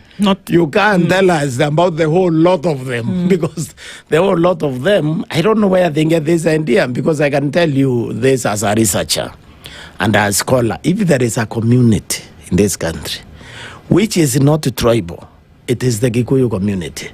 And the way I know that is because I visit the establishment. I go to neighbors to shop. It's a Gikuyu business. You will find all the Kenya there. You walk to the nearest bar here in Nairobi or the nearest hotel, you don't find the Kikuyus working there, you find the entire country. You stop in the nearest eating place in Murang'a or Njeri, you will find the whole country working there. So I don't know where these people get the idea to speak in plural, okay? Because speaking in plural, he indict every single Kikuyu. If there is one Kikuyu who is a tribal, please tell us about that one. And it goes the same thing for Luo, same thing for Kalenjin. Just Ndiru with the person. Don't collectively bring the entire community. Because when you do that now, that is called demonizing now. In fact, now you're in a violation of very many laws. Okay, and I think what we need to do in the future is to hold everybody to account, even those protected by the law when they leave. Because I think this idea or this carelessness, we have cultivated it since independence. We let you commit crimes, and somehow we think by holding you to account, your tribe will be incited. Let's incite, hold you to account, let them get incited, we deal with it. Because allowing this thing to go forever Even the corruption, why it has become a national religion, is because you steal, when you go, you retire in happiness. People should now die in prison when they have robbed us or when they have incited us against one another. Yeah. Okay. Yeah. There are interesting. We always draw parallels to this. Felician Kabuga passed away a few months ago. He, in the Rwandan genocide, did not actually raise a weapon and kill anyone, but he is alleged to have incited a lot of the violence that took place, whether it was the rape and murder of men and women, whether it was, butchering of people, because he is alleged to have put money behind this. He's alleged to have put money behind journalists who went on air and talked about stamping out people like flies. The world was looking for him at some point, and he hid like a rat for many, many years. So he didn't actually do anything, but that there were bodies that said, you know what, he's responsible for this because of the words that he said, because of the money that he spent, and because of the company that he kept. Probably one of the most famous cases that came as a result of that. He'll never face justice because, now he's dead, right? But the thing is here that there is a body in Kenya that is responsible for kind of corralling people around comporting themselves in a proper way. And that's the NCIC, which you were a commissioner on. And for the longest time, the NCIC has been called a toothless dog. He can bark, but no bite. That why do we never see that they are the ones who should ensure that the things that are being said in the political arena then are done so with care? Because then what you do is that you curtail, or that you put a stop to the possibility of what happened in Rwanda. And we can think that, that was a big deal, but it only takes a spark. It started with a small idea, and then it ended up in 800,000 people dying by the hand of another man. So we can say, there's no comparison. Well, when it started in Rwanda, there was no comparison. It was two people having a conversation, and here we are. So now, the question is, when these things are said, when they are done, and we look at them and say, it was just somebody on a Saturday behind a microphone saying something means no big deal. Where is the NCIC and their position beyond reprimanding, beyond... what is that famous word? Recommending and investigating, to say, excuse me, park it and let's do this thing properly? Yes. That is example of the fellow you are saying he did a lot. You remember, I think it's somewhere in the Bible, there is a definition of a sin. If you see, you see, and then you think in your mind. You have already committed. You have already committed. So the worst people are not probably the foot soldiers, are the ones who organize the foot soldiers. Now, so these politicians are deadly. They are dangerous for the country. And the people, always trust me, who create problem for our country or for other people are weak leaders. When a leader is weak, we will create trouble for the country. So where is NTIC and other institutions? Institutions are as good as the people manning them. What we have been doing over time is eroding the power of those institutions by having people unqualified to own the positions in the institutions. Then now the whole gratitude to the appointing authority, because they were not qualified to own the position. They are happy to have the job, and they are grateful whoever gave that job. Now the person who gave that job happens to be the one committing the crimes we are discussing here. They won't go after the person. Obviously. Yes, and this is the problem. This is too what you see with the MBC also. Because the MBC, it shouldn't bar people who, like those shouting about boycotting elections. That is actually both incitement, it's a crime. We're going to come to that in a minute. Okay, sorry. No, please, carry on. So now, again, you remember the way they were recruited? It was very opaque. Yes. You remember this paper describing who brought who? Yes. Okay? So they were not independent Kenyans, brought there by sheer qualification. You understand? Because then you can stand your ground. Yeah. But when you are vibrant, okay? You are going to struggle to exercise the mandate of that office. Yeah. That is what is happening with these institutions. Now, to be fair to the current government, it did not actually start with William Ruto. It started with William Ruto and Uhuru Kenyatta, or Uhuru Kenyatta and William Ruto.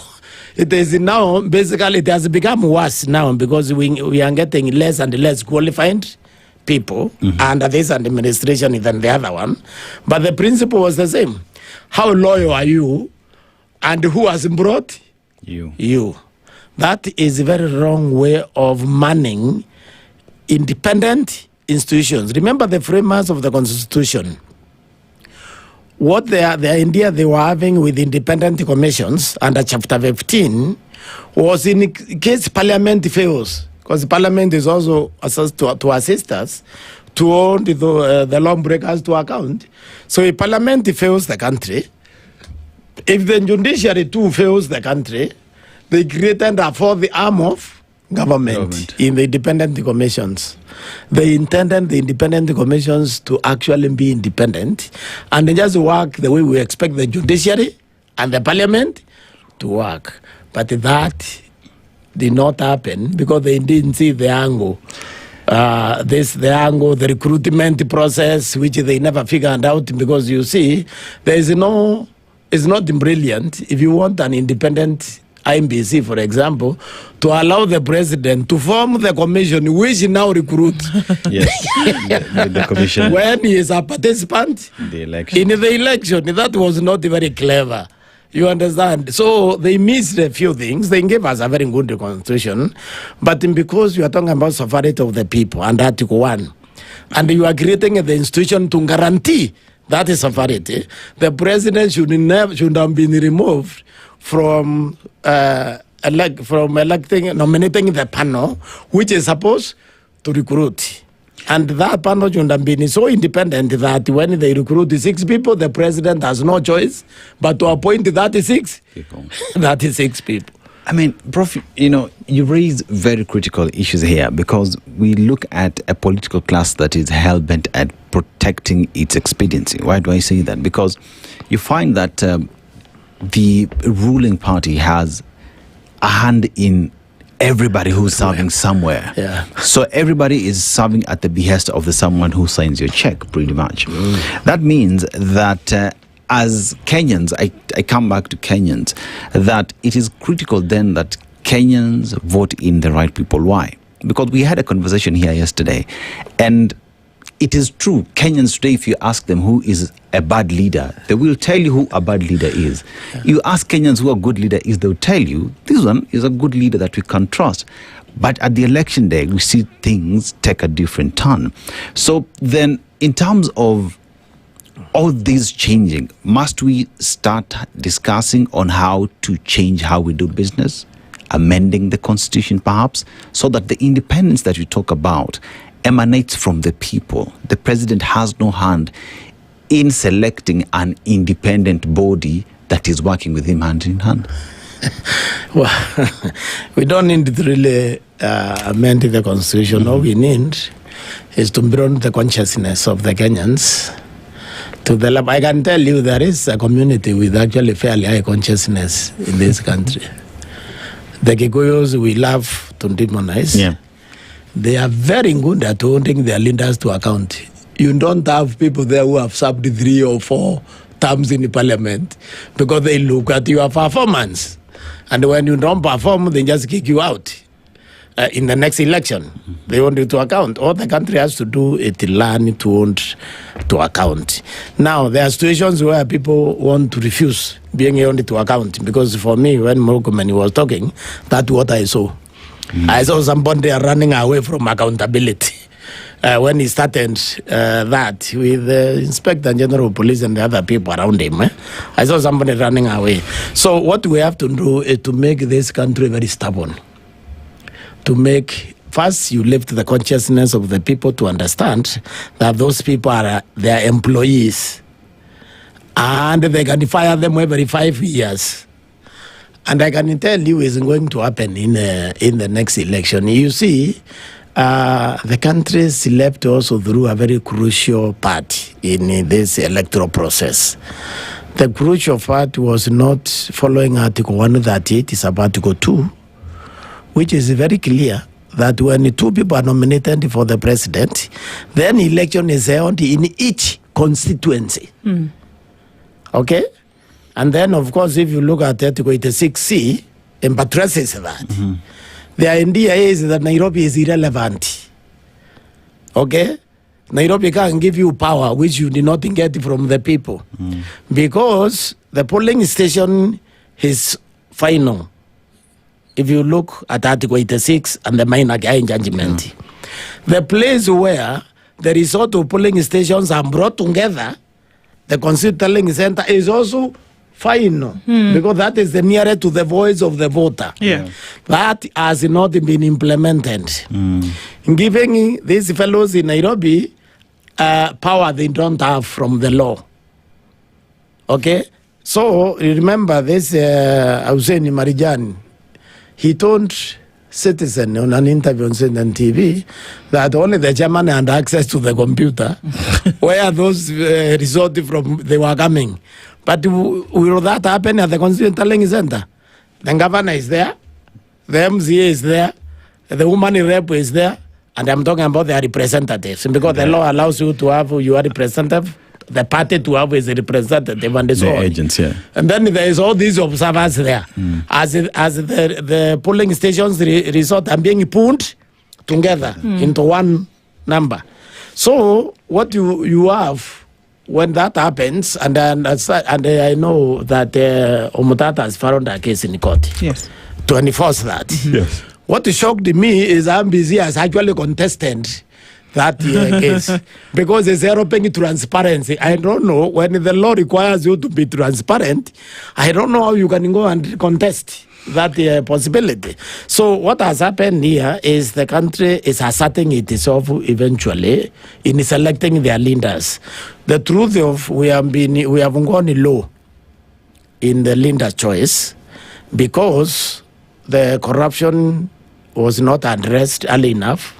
It became too much, and we ended up now allowing people to corrupt the voters. You see, we have a law on expenditure in elections. Yes. And IMBC has not implemented that law. Why would? Because the examples that you've given, and it stems from what we're talking about here, that the law, as clear as it always said to be, is that it prescribes, it's prescriptive in nature and says you must do this in order to achieve this result. It is not a suggestion. No. Though Dennis Aseto will tell you that people have taken it as a suggestion and that's why we have the behavior that we see. But it is clear and it says that you must do this. And in the event that it is not clear, that is why you have the judicial system whereby judicial officers pronounce themselves based on their interpretation and say, from now henceforth, you then will do this. Mainakiai, and then they went and said, the result at the polling station is final. But it seems to me that it is the same thing. It's the same thing. That's why we look at the headline and it says impunity because an officer of the county should then be able to pay people. But he chooses not to. But then further to that says, even if the law says one thing and a court has pronounced themselves over my arrest, you cannot arrest me. The system protects me. The system has protected me. It is the same principle that says IEBC should not spend a certain amount of money, but we're not going to implement that because why should we? Exactly. It is the same principle that says you cannot stand up as a politician and make remarks that will incite people onto violence or hate. But again, it's ignored. It's the same thing where commissioners themselves pronounce themselves over certain things and say, vote and go home. But they themselves remain at the polling station. What are we doing? It seems that everywhere you look. So there is not just, it's like the law in this case is not even just a suggestion, because at least a suggestion you will see it's under the table, it's been buried in the ground. I like the language you have used. Neither the constitution provisions nor the written law is actually a suggestion. It's mandatory. We have to live by it. That's why they take that oath to uphold and defend. Yes. You understand? So it's up to the citizen now to insist, like the coming election. given the noise about rigging, which is clearly legal, the citizens must insist this election finish at the constituency, so that you have 290 returning, those returning officers are 290. What they come to Nairobi is result from constituencies, where the result from polling stations are put together. So in Nairobi, you won't be knowing the president the same night, because usually they start counting the president's vote. So the same night, you know who has gotten in 25% in 24 counties, and you know who has 50% plus one. Before Nairobi announces, you already know what they are going to announce. That's what must happen, and that is why people need to ask the IMBC to, in my opinion, they should not contest that. If they really intend to be transparent, if they intend to be independent, they have no business contesting the constituency, the collated results from polling stations at the constituency being final, because also they have no capacity to verify anything. The ballots from the polling station, after counting, they are sealed in bunches of 50, and then they put them in envelopes, sealed. They are delivered at the constituent tallying center. They are not delivered to Nairobi. So what are these people supposed to verify? And then what the few people are verifying is something which was counted publicly. You remember the constituent tallying center, they have abandoned. They say polling station here is 200 or whatever. If you are there from that polling station, you can object right there. And if there's a problem, you can open the envelope and count physically. Nairobi, you can't do that. So this idea of the overall returning officer in Nairobi telling us they are verifying, it makes no sense. And I don't know why the country has tolerated that from 2013. You see, the problem also is in dishonesty among the candidates. Every candidate wants to steal the election. So they clearly allow ambiguity in the law to facilitate bad behavior. But if you love your country and you want to cultivate the peace we have had since independence, you know, we may be poor, but we are peaceable. You can be poor in your poverty is fantastic, because the misery, trust me, in a violent situation, you don't want to see that. It's intendedly. We should insist that we get the leaders we want. Prof, you've just highlighted or just stated that there is a lot of dishonesty, especially coming from both political class. Everybody wants to steal the election. And with that, then we look at other decisions that have followed now with regard to the results, who verifies what, the relevance of the National Tallying Center in Nairobi, which based off the law does not make sense. I'm just asking a simple question, Prof. With what has been happening with our election, does it mean that Kenya has not experienced a free and fair election? Actually, the short answer is no. We had a free and fair election in 2002. But after the new constitution, which really clarified things election a lot, deliberately Raila avoided, because I don't think the late Raila Odinga and his lawyers, they are so foolish that they never ran Article 138 and Article 86. Because that should have told them where the election should end. And they allowed in Nairobi to be the place to conclude the election. And that is because we have been having one consistent candidate who actually never wanted to be president. Because I don't believe they never saw those two articles. They must have seen them. These are intelligent people. So, in deliberately allowing those articles to remain that way, knowing too well the presidency controls IMBC. Okay? Because the president has been controlling IMBC since 2013. Because also, when they structured the IMBC Act, okay, they did not key in the provision to protect the institution from president. Because the moment they made the president the appointing authority for both the panel and the commissioners, the MPC basically became the executive.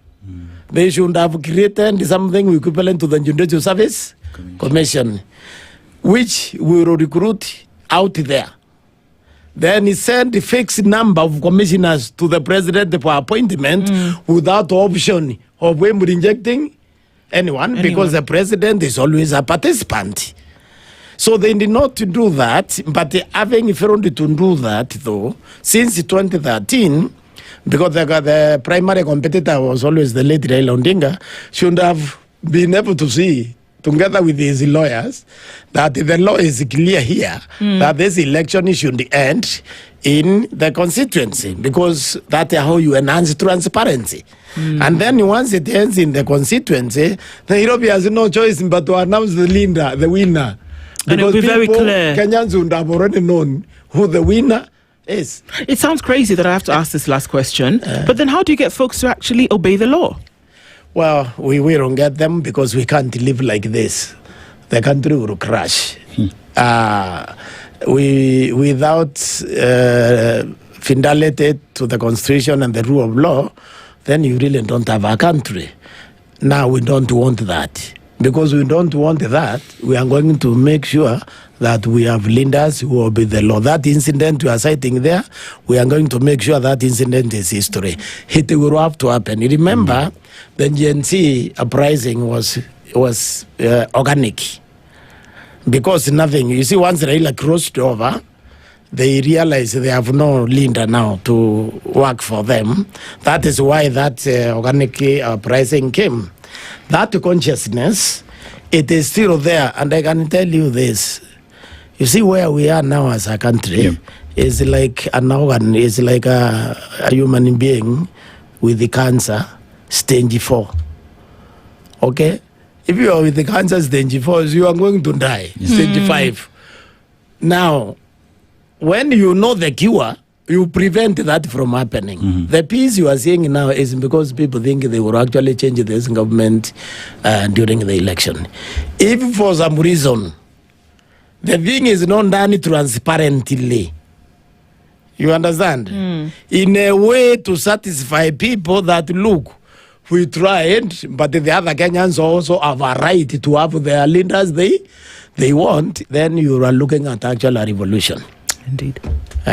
You are looking at a very serious situation, because this country is not Tanzania and it's not Uganda. This is a country whose DNA is resistant to bad governance, and it has been consistent from the British to Kenyatta, to Moi, even to Uhuru. There was a lot of resistance against, and now, so you can't do a Tanzania here and get away with it. It's not possible. Professor Gitile Naituli, thank you for being here with us this morning.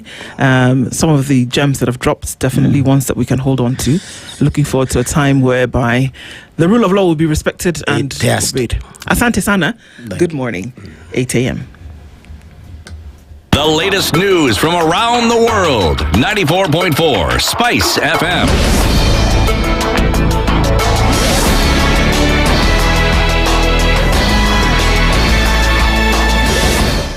Good morning. This is the news. I'm Sheila Tembor. MPs engaged in a heated debate over measures aimed at addressing the rising cost of fuel. The motion tabled by Nduh MP George Kariuki exposed sharp divisions in the House over proposals to reduce fuel taxes. Kiharu MP Ndindi Nyoro's call for budget cuts across government institutions also faced strong opposition from both majority and minority leaders. The MPs proposed various interventions to cushion Kenyans from high fuel prices. We lower the margins of the importers and the people involved in the oil business. And I'm proposing 4 shillings because, Honorable Speaker, it used to be 12 shillings, now it is 17 shillings. When you tell us that we can reduce VAT, we can do away with VAT, you know, as a member of this House, that whatever you give, something else must give in. You are telling me to remove fuel levy by 7 shillings, VAT by 8 shillings, by 8%. Madam, you are not telling me where I'm going to raise that revenue from. The G2G fuel import deal also came under sharp scrutiny, with some legislators terming it opaque and alleging it could be used to siphon public funds. That is where the theft is. That is where Kenyans are being squeezed and are being conned on oil prices. And it is time to audit the G2G framework. And somebody is telling me that the oil of Kenya does not pass through the port of the Strait of Hormuz. When have you become an escort of a ship coming to Kenya? It is an animal called G2C. Government to cartels, Honorable Speaker, but we like calling it G2G, Honorable Speaker. The government of Saudi Arabia and the government of UAE in that G2G. On this other side, they are dealing with a cartel which is milking Kenya's, Honorable Speaker, of their money. That there are people currently smiling out of profits. Beyond tax cuts, some lawmakers propose broader austerity measures to reduce government spending. The kind of largesse we see in government, this is now the time to cut the flesh. It is the time to cut the fat. You are just saying there is largesse in government. No, as a good economist, the way you are trying to portray yourself, you should tell me, remove these taxes, and this is where you will raise the revenue from. Let's retreat to our constituents or constituencies and try to do the best we can, including urging the government to give food subsidy to the people. With both the majority and minority sides largely aligned in defending the government, MP Ndindi Nyoro accused them of ignoring the plight of Kenyans. We now have a government that has been swallowed by the opposition, and the other way around, an opposition that is in government. Who will stand in for Kenya's, Honorable Speaker, if we don't fill up the gap, Honorable Speaker? We must do what we must, Honorable Speaker, because the current situation... Member. The standoff continues with the government maintaining that the surge in fuel prices is driven by global economic factors. And still matters fuel crisis, Energy CS Mungai has assured Kenyans that the country has enough fuel reserves despite shortages reported in some areas following the ongoing conflict in the Middle East. Speaking after inspecting fuel stations in Nairobi and Machakos counties, Mungai said the government has put measures in place to prevent disruptions in fuel supply and urged the public to remain calm. He acknowledged that rising fuel prices have increased the cost of living, but assured Kenyans that the situation is temporary. Mungai also warned politicians against politicizing the fuel situation and cautioned traders accused of hoarding fuel in anticipation of higher prices. All our storage facilities, or the pipeline, is full of petroleum products. As a matter of fact, the ships, the vessels, are lining up at the port, waiting to discharge. And that tells you that in terms of the supply chain, normalcy has returned. Normalcy has returned because of the measures the government has put in place.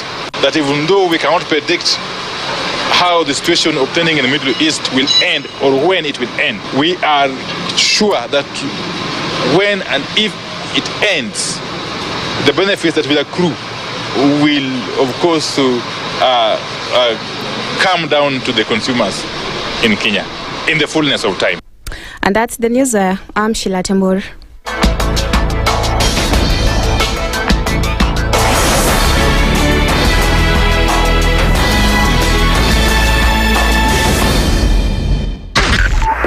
.5 Spice FM, Kisumu. In this country, 6 families and 8,000 Kenyans control 90% of the GDP. We are not a country. We are a plantation. We work for Ruto. When you're telling the judges court orders are papers or they will not obey court orders, they're sitting and you're seeking orders from them. So how are they supposed to interpret it? Isn't it an oxymoron? When you see a judiciary that seems to be under some control somewhere, you start questioning. We have very powerful governors, but they don't use their offices to serve the people. If you are not shameful to do what you are doing, why should we protect you? I'm human. Everybody's human. So when you're told, kuja tuongee, I mean, you'd be a fool to say, stagi kuongea. Conversations have to be had, you know? People in leadership should only go into leadership if they are ready and willing to change the lot of the people. The Situation Room, Kenya's biggest conversation. The following takes place from 6 a.m. to 10 a.m. every weekday on Spice FM. Every time he kept on saying he wants a vibrant opposition. How does it make sense that public money has been used already and then they dare to sell it back to you? Why are they not giving them for free? That's how broken we are. That's how broken we are. They're being sent home now for fees. They're going to fail to prepare.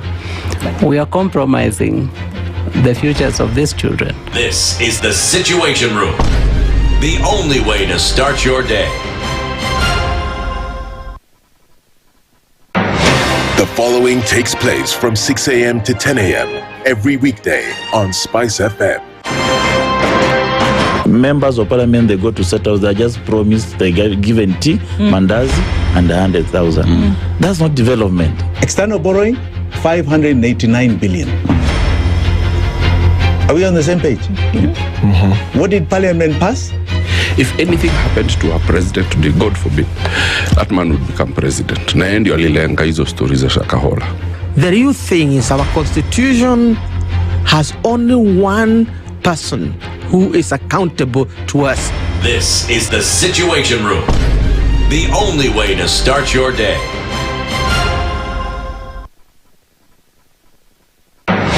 The following takes place from 6 a.m. to 10 a.m. every weekday on SpiceFM. Baba should disown these experts and they say they went there on the, because he keep on telling us that these experts just came from Dubai and he found them there already at State House looking for jobs. Government has to live, has to introduce austerity measures. It's something that this government and the previous ones have not been able to do in this country. We've talked about it so many times. And really, I think you have seen the modus operandi of William Samoei Ruto since he came in. It's just showbiz. This is the Situation Room, the only way to start your day.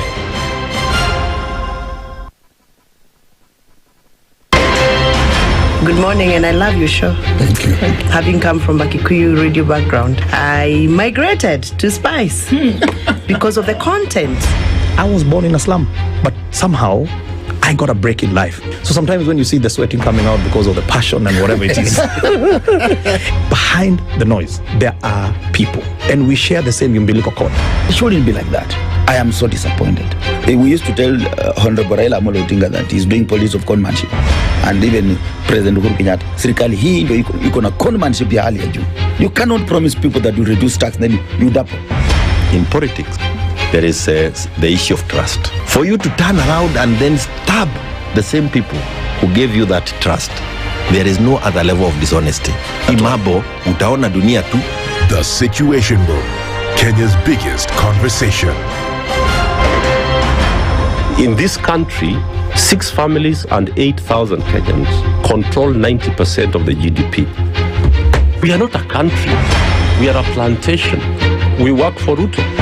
When you're telling the judges court orders are papers or they will not obey court orders, they're sitting and you're seeking orders from them. So how are they supposed to interpret it? Isn't it an oxymoron? When you see a judiciary that seems to be under some control somewhere, you start questioning. We have very powerful governors, but they don't use their offices to serve the people. If you are not shameful to do what you are doing, why should we protect you? I'm human. Everybody's human.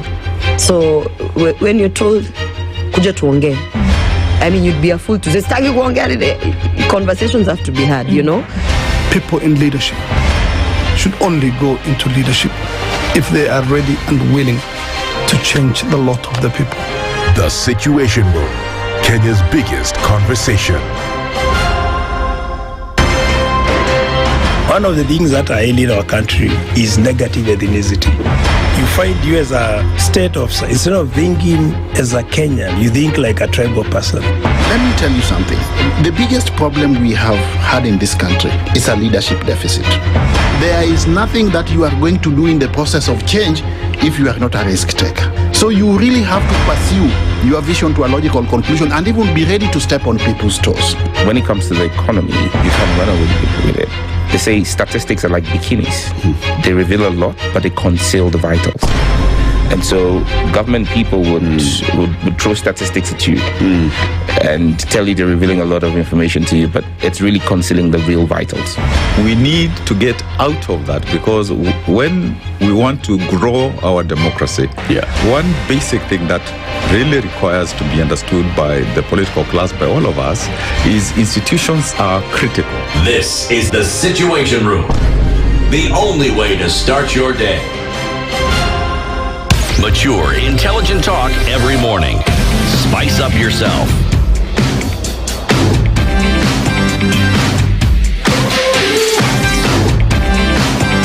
Mornings done right. 94.4 Spice FM, Nairobi. Good morning at 12 minutes after 8 o'clock. So continuing our conversations this morning, we were going to have a conversation with Wakili Njeri Ndegwa, but you know what? The holiday seems to have holidayed. But that doesn't stop withstanding, because there were some things that were dropped by Professor Naituli that we're going to talk about for us, even if to share information about things and how they're supposed to work.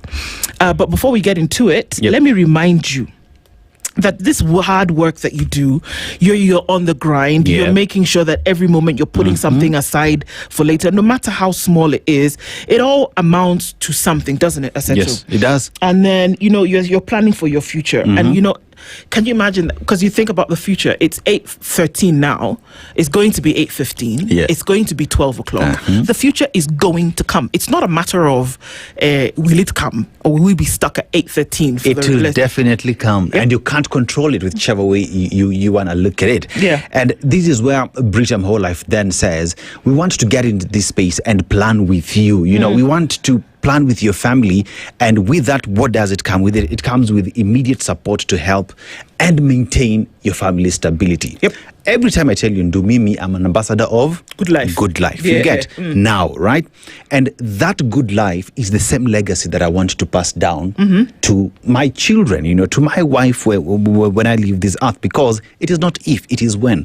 If the when is tomorrow, I want to have secured them. And you know how that's going to happen? So unlike any other life insurance, an ordinary one, this cover continues for life and offers coverage ranging from 5 million to 100 million shillings. Can you imagine that? 100 million. You see that good life you're talking about? And additional benefits like waiver of premiums in the event of retrenchment or critical illness. When you can plan ahead, what happens is that you can plan ahead. So you can imagine if you're trying to get this cover, but you fall sick or you lose your job, it's going to have a waiver for some time until things get back into place. Who wouldn't want a situation? You see this good life that you're talking about? Britam is there to ensure that this good life is maintained, number one, and that you can actually leave something for tomorrow. And like that waiver allows you to panga yourself. For you to fix yourself, look for another job. Start a side hustle that will start giving you money. Then when you're good to go, you're back and you continue with your premiums. Absolutely. So nice. You know how to activate this thing. Tell me how. Pick up your phone, send a message to 21788. 21778. 21778. Send a text with your town. You want to do that today. So you're sending the word life and your town to 21778. Or get on WhatsApp and send a message or call on 0705 100 100. It's not about if, it is when. Britam is regulated by the Insurance Regulatory Authority. We are doing this thing with Britam. Kujipanga. Kabisa. Kujipanga. Kabisa. 100 million for your kids, you want your child to go to, because I know you want that. You want them to go study in London. Time yako plan ni sahi. In the event the when happens, wamejipanga. Exactly. But even when you check out, so God has decided you're beautiful with your eyes, come to me, look at me. The minions are sorted for the rest of your life. Kabisa. That, in fact, okay, sawa. 21778. Acha tumalize show. All right. So we're having this conversation. Sometimes we talk about things and it feels good to then be able to say, misery loves company. And you can talk about how things are terrible, things are terrible, things are terrible. But I want us to look at something. And that is the law. And we're going to hear from you guys as well this morning. I know the duvet is warm. You don't have to be outside holiday. You're using the time to do something else. Maybe it doesn't matter where you are. You're going to study a little bit extra because you don't have to be in class because it's a public holiday. But hear us out on this one, guys, that the Constitution is the law of the land. The Constitution is the guiding law for you in this country. Okay? That's number one. Number two is that everybody, it's not for some people, whereby you say, how about you use that Constitution? I'm okay. I don't need it. No. It's for everyone. When we're looking at elections, some things were very clear. That Minor Kiai took a case to court and he said to them, and I'm just breaking this down in bite size for us to then be able to gobble it up. And he said, you know what? This thing doesn't make sense. That you go to your polling station, you vote. Not more than 600 of you can vote in that station, right? In the constituency, whatever. So you vote. Now, those votes are collated and then they're taken to the constituency tallying center. Yes. Right? All of those happen, and a returning officer at the bottom of that thing has said, okay, we've counted, these are the results. Somebody signs. They put them together, they tally, they get a number, the results, and they declare. I have counted 1, 2, 3, 4, 5, 6, 700. And I have opened my mouth and have said, in this constituency, SpiceFM polling center, the number was 599 for Dennis, 1 for Nduh. Right? Yes. This then, all of you now, the different streams, take it like that. You now go to your constituency tallying center. Let's say it was then a GM around a bus stop. We've all taken there, isn't it? Now, at GM bus stop, everybody now has brought their thing, isn't it? The returning officer at that point now says, you know what? This is the number that we have received. We can count. We put it together. And I have declared that in this tallying center, Dennis Aseto has won by 56,000 votes, whatever, to Nduh's 10.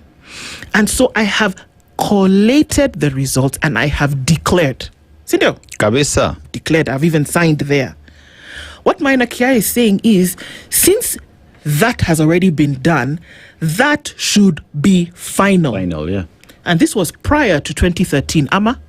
True. All right. He said this should be final. The courts, in their judicial freedom, decided, you know what? This guy is right. So essentially what you have done is that you have removed the need for a national tallying center, because you have already tallied. Not only have you tallied, but you have declared. So this thing that people have been doing at Bomas since I don't know when, then essentially, according to this ruling, was unnecessary. Yes. And it was duplicitous in nature, because the question is, if you have tallied and you have declared, why is everybody and their uncle still running to Nairobi and running to Bomas, where you can transmit this thing electronically? The result that you have at the center is the same thing that you have at Bomas. So why do you need it? So the court agreed, and they said, actually, you're right. That at the national tallying center, you are just repeating what people have done around the country. Yes. So there's no need for it. You're actually repeating the tough work that has already been done. The work has been done. Yeah. So when you have people at Boma sleeping there, people are still calculating, choir singing, rats off the ship. Hey, bana. Essentially, what the court has said is that that is a useless activity.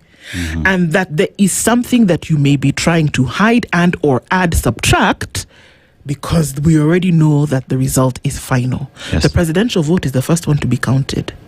So if you can accept that the member of parliament, MCA, senator, woman, rep, governor, whatever, is final at the constituency tallying center, why can't you then accept that the presidential vote is also final at the constituency tallying center? Do you see? So if all of these things remain equal, like we've said, 2013, 2017, 2022, why did we go to Bomas? And people go on to kill themselves, others singing until their voices are hoarse, and then you announce at Bomas. You should have announced at whatever you announced at the CTC should have been final. So what were people doing at Bomas? Yeah, because then again, you hear the language around that has been that the National Tallying Center has been where you verify what has been done at the constituency tallying center, right? But at the CTC, the declaration based off the ruling, in the Maina Kia case, it is final. There is nothing else that you're doing, because the verification ought to happen at the constituency tallying center, because you have the custody of everything else, of the ballot papers at the constituency tallying center. In the event that you disagree with what has come from the polling stations, you can open up and recount the same. So what exactly are we doing at the National Tallying Center when there is nothing you're doing with regard to verifying? Because if I say I disagree with what you have, do we go back to the constituency tallying center where it was declared and recount these votes? Why? That's the question. Why? So if 1 + 1 on a normal day is 2, why have people been going to Bomas? And should you not then be able to get the form that was brought to you by your RO at the CT, now we're using acronyms, by your returning officer at the constituency tallying center, and actually go back and trace and say, this was the result of the election? You actually don't need to look for the server. You don't need to look for that guy called Jose inside the back of somewhere dark. No.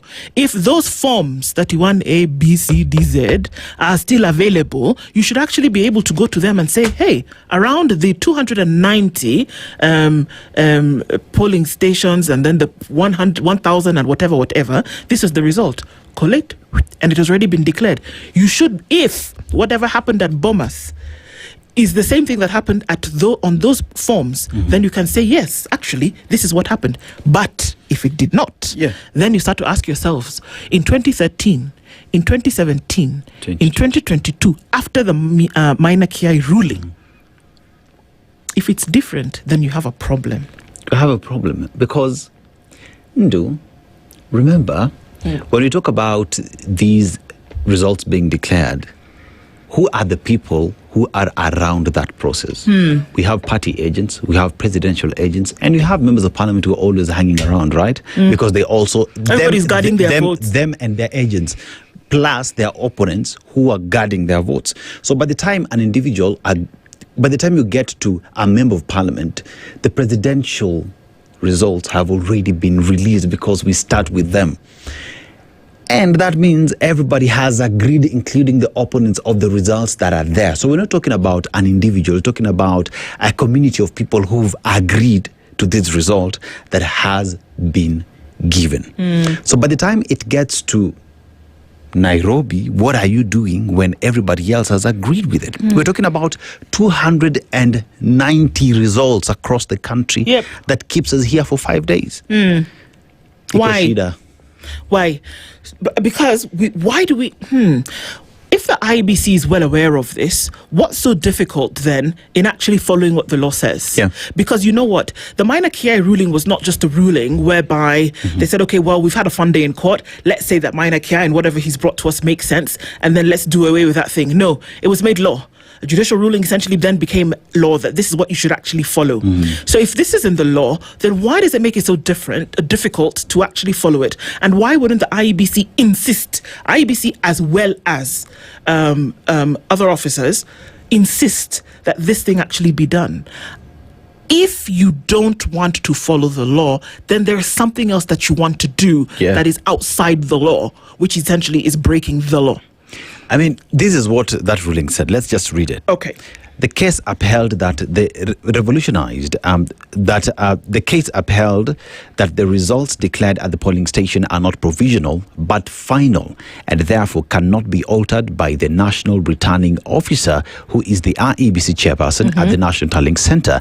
IEBC is a corporate body operating through its officers. Article 138(3)(c) of the Constitution buttresses these by stating that the presiding officer at the polling station level and the returning officers at each subsequent level are mandated with tallying, verifying, and count and declaring the results.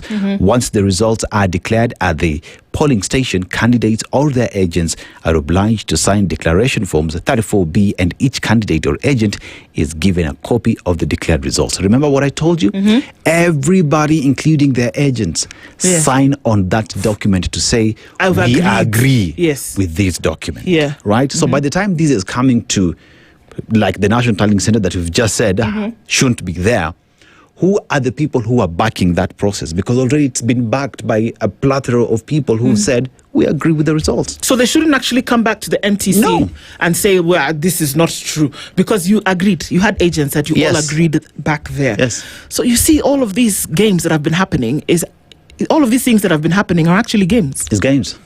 It is. For anybody to come and shout and throw chairs and do whatever you wanted to do at NTC, you've already agreed.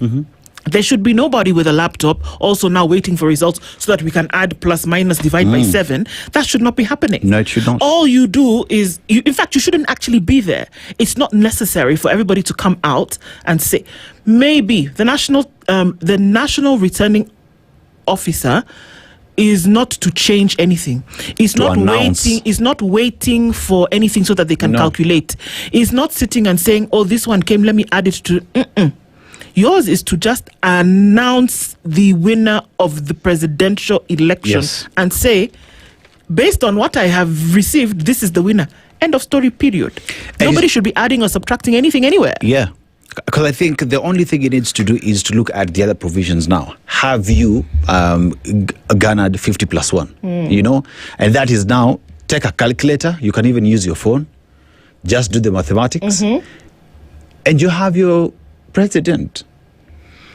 It is an exercise that should not take you more than It shouldn't take you more than an hour. It shouldn't. Because you're getting results from 290 constituencies. Because all of this, even you and I, now, if you give us 600 things to count, we can do it in the next 10 minutes. We can. We can count 600 because that's the number that is at each polling station.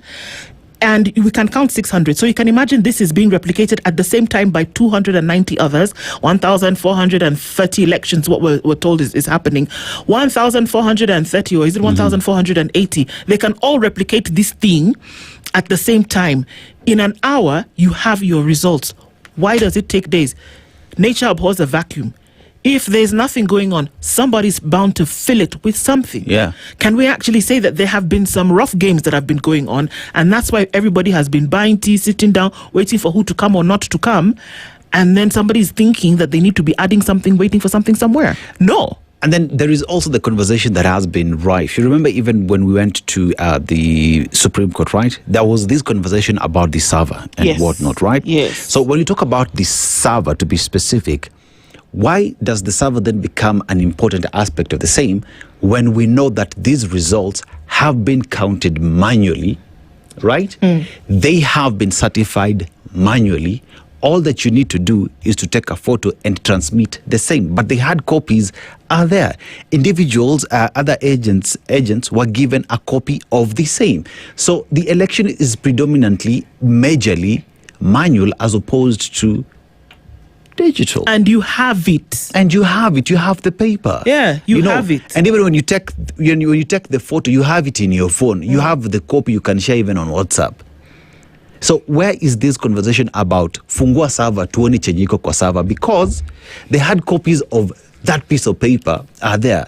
The results have been placed on the board outside every polling station and outside the constituency tallying center.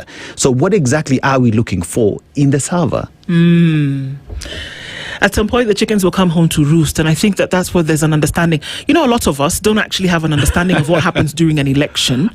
For you to then be able to come and counter anything, you must have the knowledge and understanding. So all of this, where everybody sits down and waits to see what's happening at Bomas, I don't know where it's going to be next year. But you shouldn't actually have one. You don't need a national tallying center. That's what we are saying. Because there's nothing that you should be tallying nationally. Nothing. There's nothing you should actually be tallying nationally. You are announcing. You're just announcing. You can actually do it from a hotel lobby. Or in your office. Or in your office with a couple of microphones for the media if you need to do that.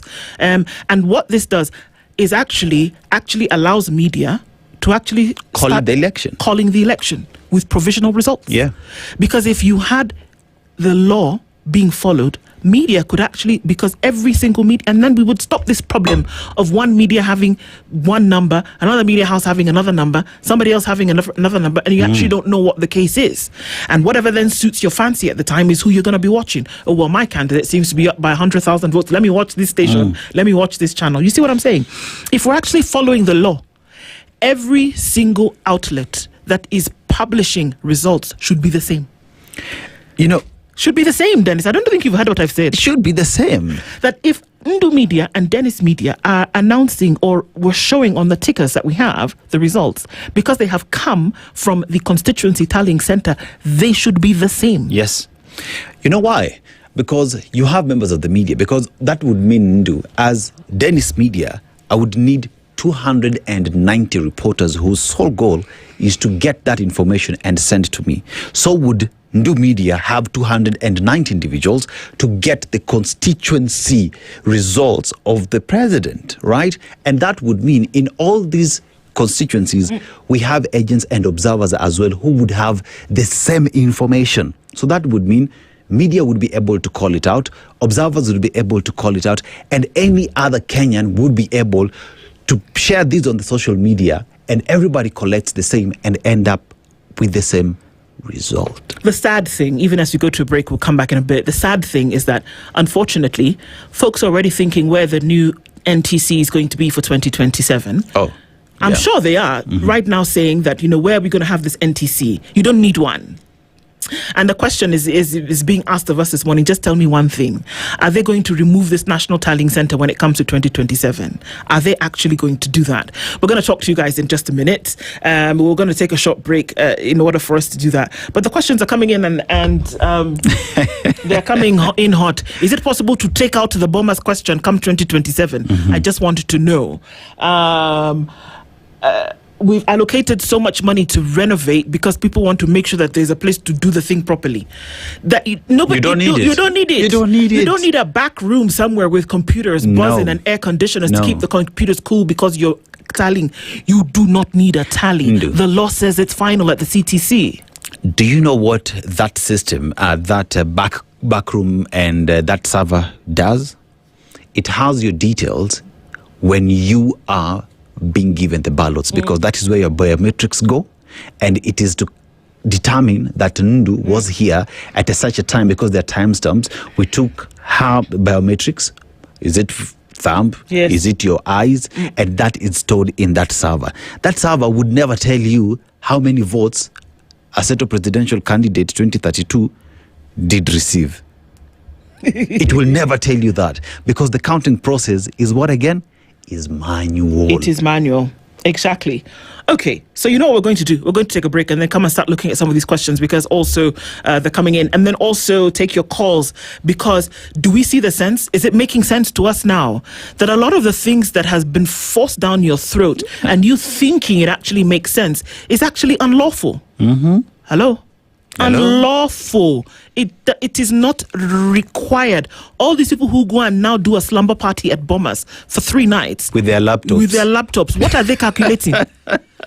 People that this big money that IEBC has asked for from Parliament to do the thing has actually given you the results that you need at the constituency tallying center.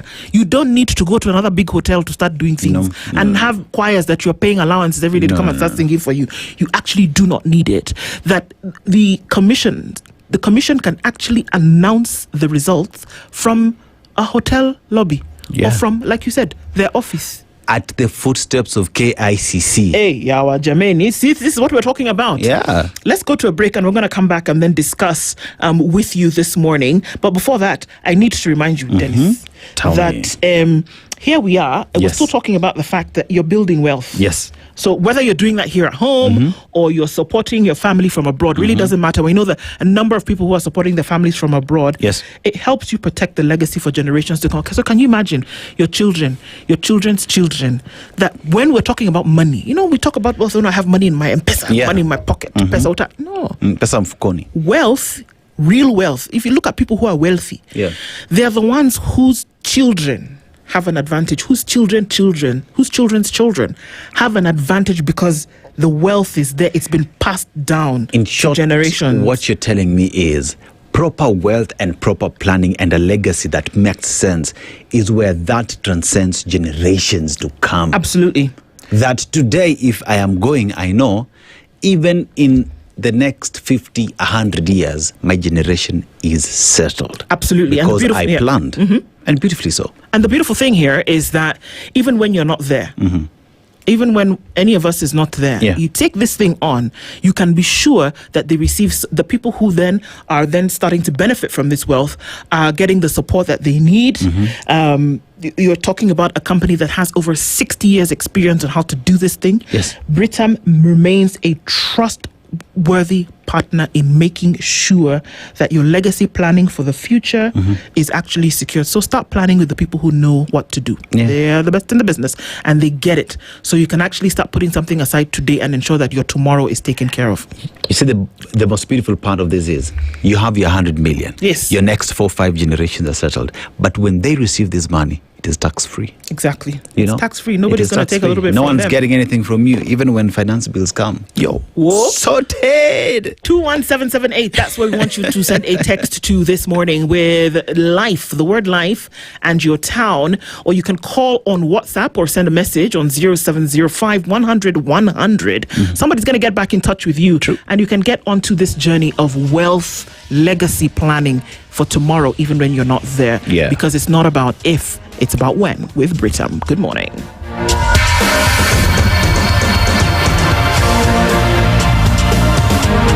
This is the Situation Room, the only way to start your day. The weather with SpiceFM.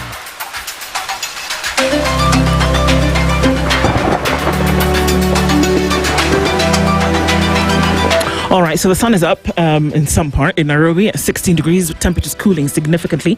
We'll see a high of 22 and a high of 26 in a sunny Nakuru. In Njeri, it's sunny at 16 with a high of 22 and sunny at 22 in Kisumu.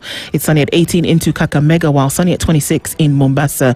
Malindi at 27 is partly sunny, and we're looking into a sunny Marsabit at 21, partly sunny at 22, looking into Kampala, while Dar es Salaam is sunny at 25. It's 11 degrees and sunny into Johannesburg. 25 and sunny in Lagos this morning, and it's sunny at 19, looking into London. 28 and partly sunny in Beijing, and it's partly cloudy at 20 in New York.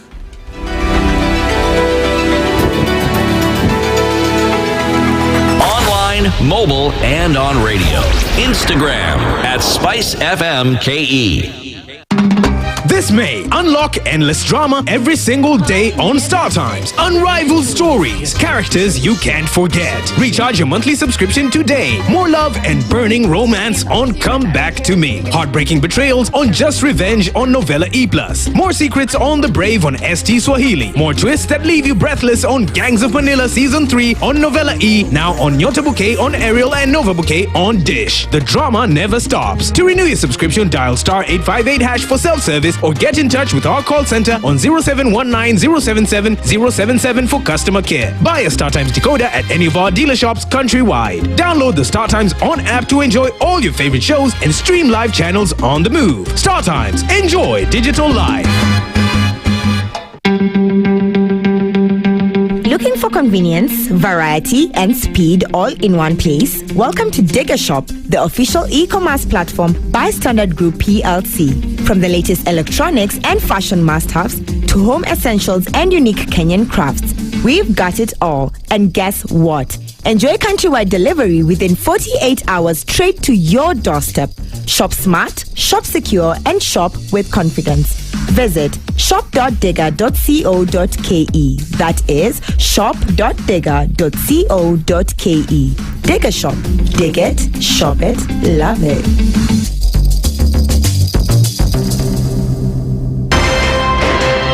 One of the things that are ailing our country is negative ethnicity. You find you as a state officer, instead of thinking as a Kenyan, you think like a tribal person. Let me tell you something. The biggest problem we have had in this country is a leadership deficit. There is nothing that you are going to do in the process of change if you are not a risk taker. So you really have to pursue your vision to a logical conclusion and even be ready to step on people's toes. When it comes to the economy, you can run away with it. They say statistics are like bikinis. They reveal a lot, but they conceal the vitals. And so government people would throw statistics at you and tell you they're revealing a lot of information to you, but it's really concealing the real vitals. We need to get out of that, because when we want to grow our democracy, one basic thing that really requires to be understood by the political class, by all of us, is institutions are critical. This is the Situation Room, the only way to start your day. Mature, intelligent talk every morning. Spice up yourself. Mornings done right. 94.4 Spice FM, Nairobi.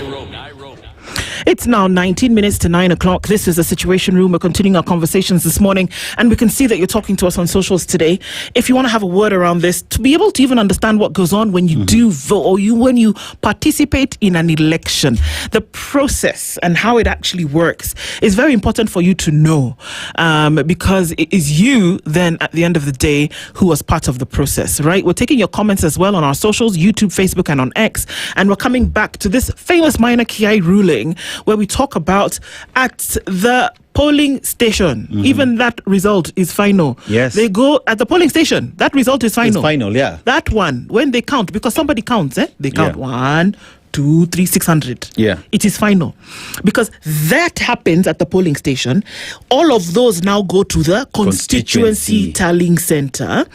That now is, can you say final again?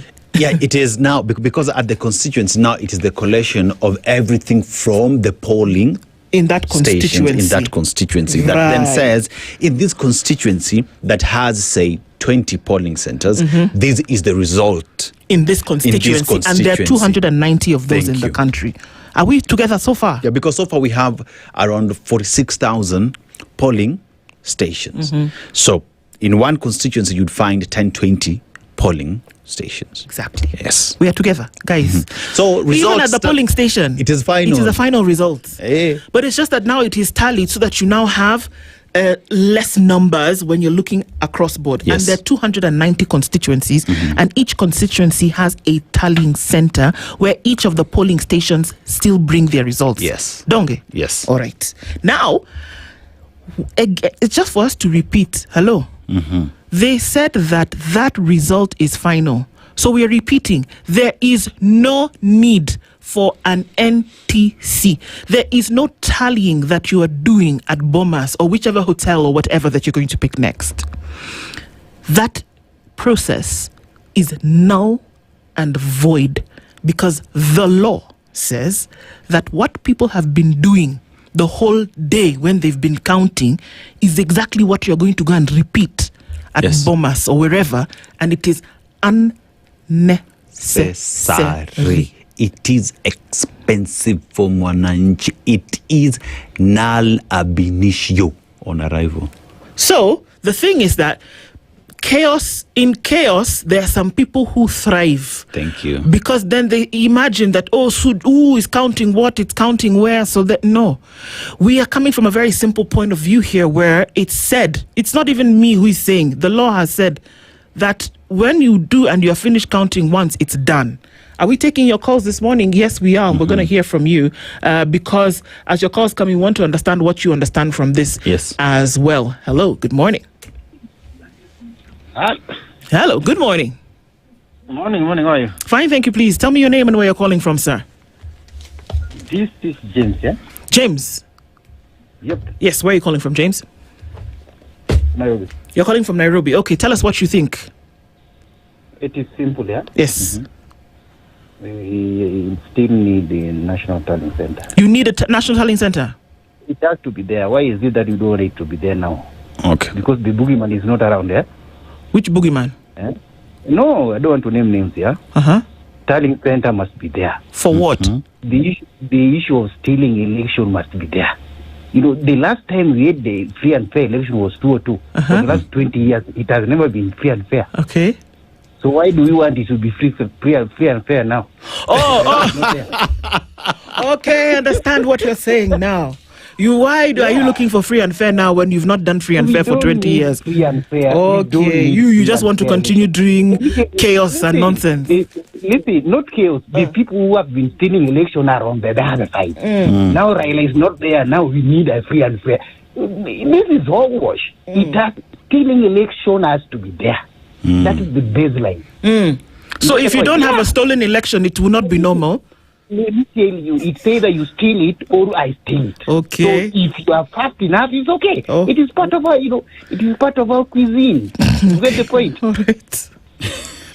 Let me tell you, say the truth. We are in Kenya. Election in Kenya is always being determined by people who count the votes, not people who cast the votes. Yes. As that's the baseline. Okay. James. Aseto. Yes, James. That is it, brother. Now, if you don't have my name, I call you, say, who is that? James, we have your name. I'm very sorry. Don't be angry. Thank you very much. I'm not sorry. Asante sana. Thanks, James. Asante. Okay, bye. Bye. Let's hear from you've had. Yeah. Why do you people want to change it? You've been rigging and stealing this whole time. Now, Sahi is when you want to follow the law. You've been knowing. No. James says no. Don't do that. All right. Talk to us, guys, this morning. 0732-142-653. 0732-142-650. Hello. Good morning. Hello, good morning. Morning too. Yes, sir. Please tell us your name and where you're calling from. I'm calling from here, Kitengela. Oh, yes, in Kitengela? Yep. Sasa, I'm asking. Mbona leo mnagonga ndio ndipo? Mbona leo tunafanya nini? Mnagonga ndio ndipo. Aje. Tunagonga penye iko. Okay, we are hitting the nail on the head. Oh, very good. Mnagonga kwa msumari bana. Si ni mzuri ama? Ndio hapo ndio sasa unajua na nyinyi mjue kule mtalala. Mimi naona mkikujiwa. Tunalala kwa Evelyn. Tunakuja kulala kwako.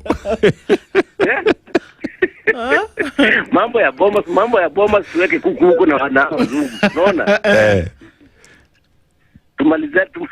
Tumalizane kwa ground. Hapo kwa vitu vingine. Hapo kwa constituency maliza tu hapo. Ndio hiyo sasa. Waambie round hii Gen Z wote na kwa Gen Z na babu wa Gen Z wote tuko saidi hiyo. Hapo kabisa. Sawa. Asante sana bro. Asante sana bro. Shukran sana. Have a good one. Have a good one. Asante sana. We're hearing from more of you this morning. Okay. Hello. Good morning. Hello. Good morning. Good morning, sir. Please tell us your name and where you're calling from. Good morning, Dennis. Good morning, Nduh. Morning. Good morning. My name is Collins. Yes, Collins. I'm calling from Soy in Kakamega County. On this matter, we would just like to request for just one matter on this matter, that we can be able to easily tally our vote, easily declare our vote, whether it is in our party secretariat, whether it is in our media houses, whether it is in our homes, and stick the IEBC, is it commission or the chair of the commission to just declare? Yes. Let us have us popping champagne if we are losers. Let us have congratulating the winners if we are losers. Let us have our losers early enough give their conceding speech, even to legitimize president. Yes. Even to legitimize the president, that we can see we have tallied, we have lost, we can give our conceding speeches, we can give our winning speeches, so that whatever happens in these halls they call the national tallying centers, or they can call all the presidential candidates, even after they have conceded, so that they can witness the president being issued with his or her certificate of the presidency. There you go. Let it be a formality on that last day that the IEBC decides to declare a president. But let the country be in a position to know their MCA, to know their MP, to know their woman rep, to know their representative early enough, because the tallying is clear. The tallying is at the polling center. Okay, there you go. And so that the final result is just a formality. It's just declaration. Thank you. Exactly. Just a declaration and a process that will lead to the swearing in of the president. Thank you very much. Thank you very much. Asante sana. Thank you very much. Have a good day, people. Cheers, you too. We're taking more of your calls this morning.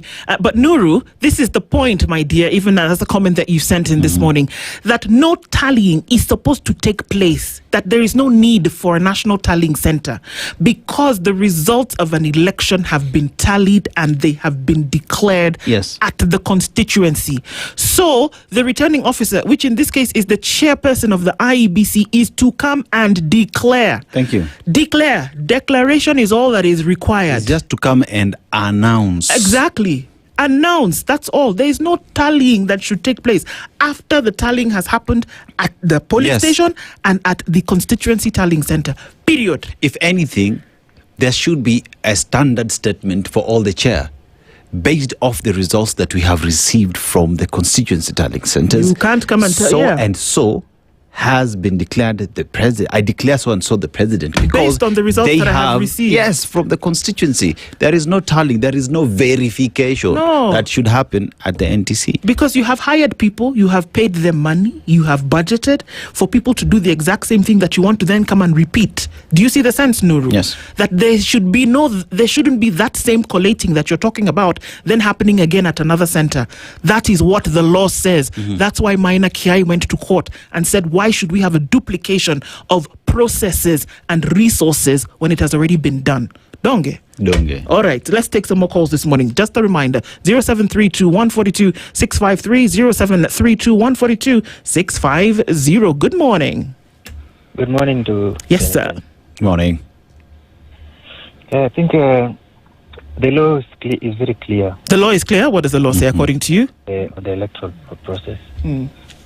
The Form that 4A is a final document from the polling station. Form that 4B is a final document from the constituency level. Form that 4C is a tallying national from the National Tallying Center, and from that 4B is the final document now to declare the president.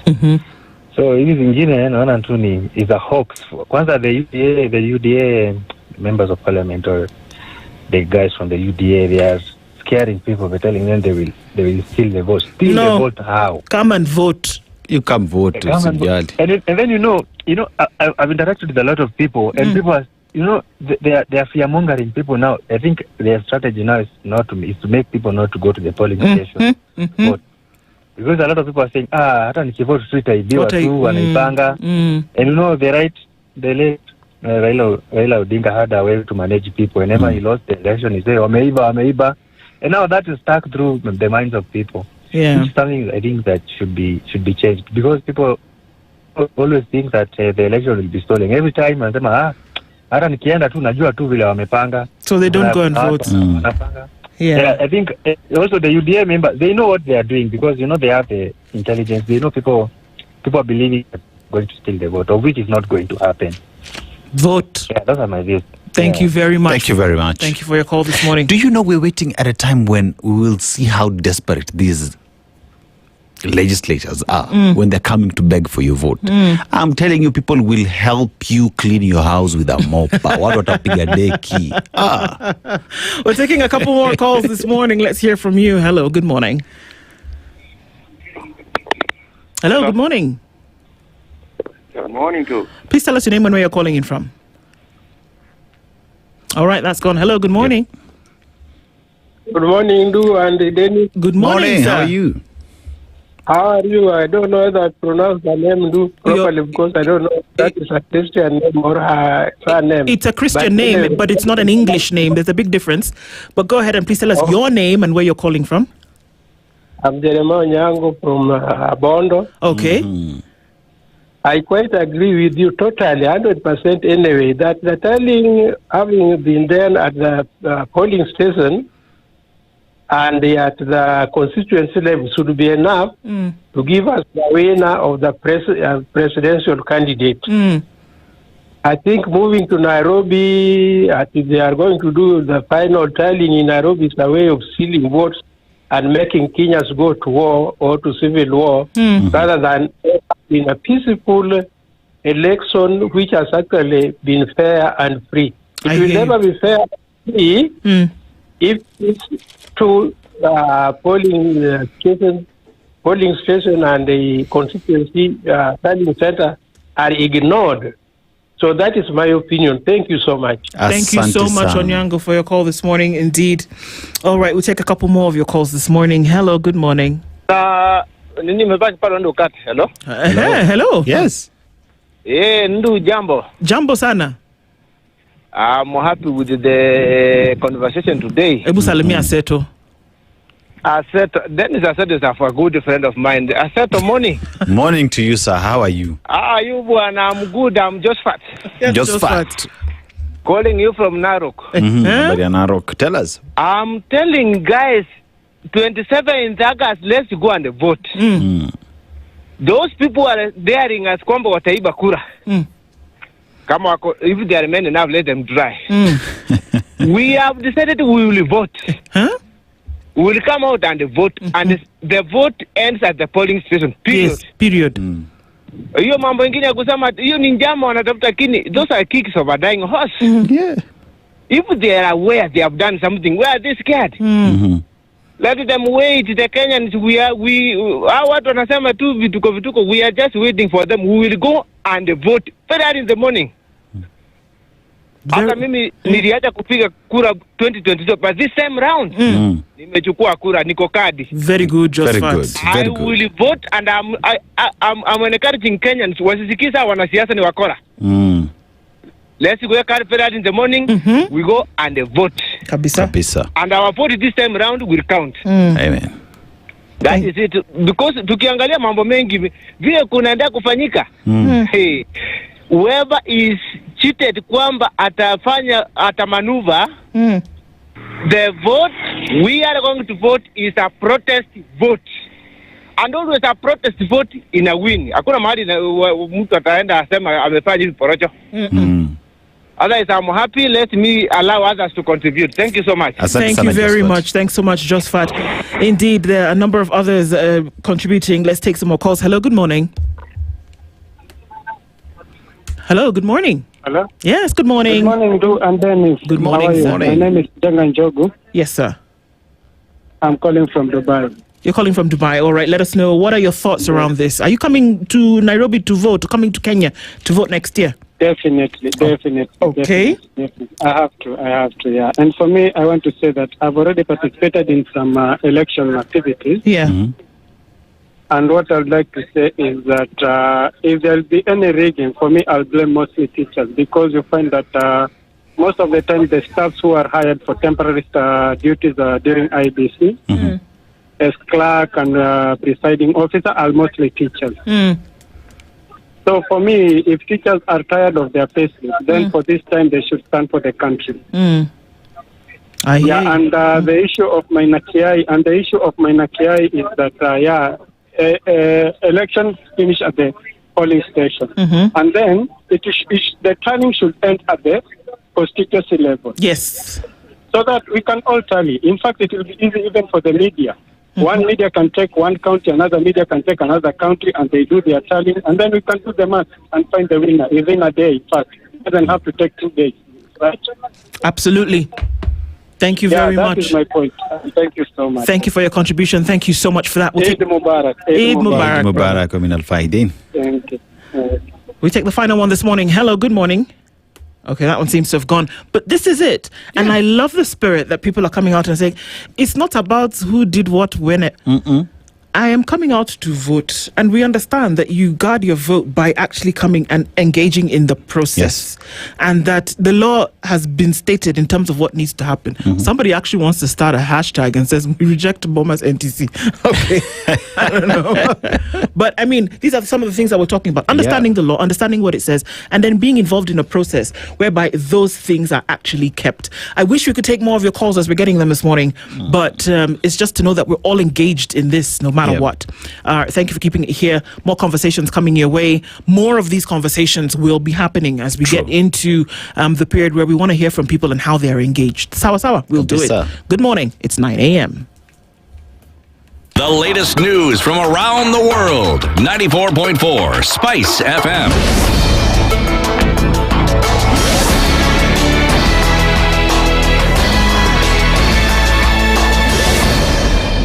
Good morning. This is the news. I'm Sheila Temur.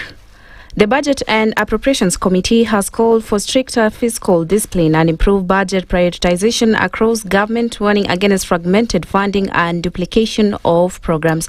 The committee, chaired by Samuel Atandi, made the remarks during budget review sessions with several departmental committees, including Defense and Foreign Relations, Internal Security, Regional Development, Labor, Tourism and Wildlife, as well as Finance and Energy.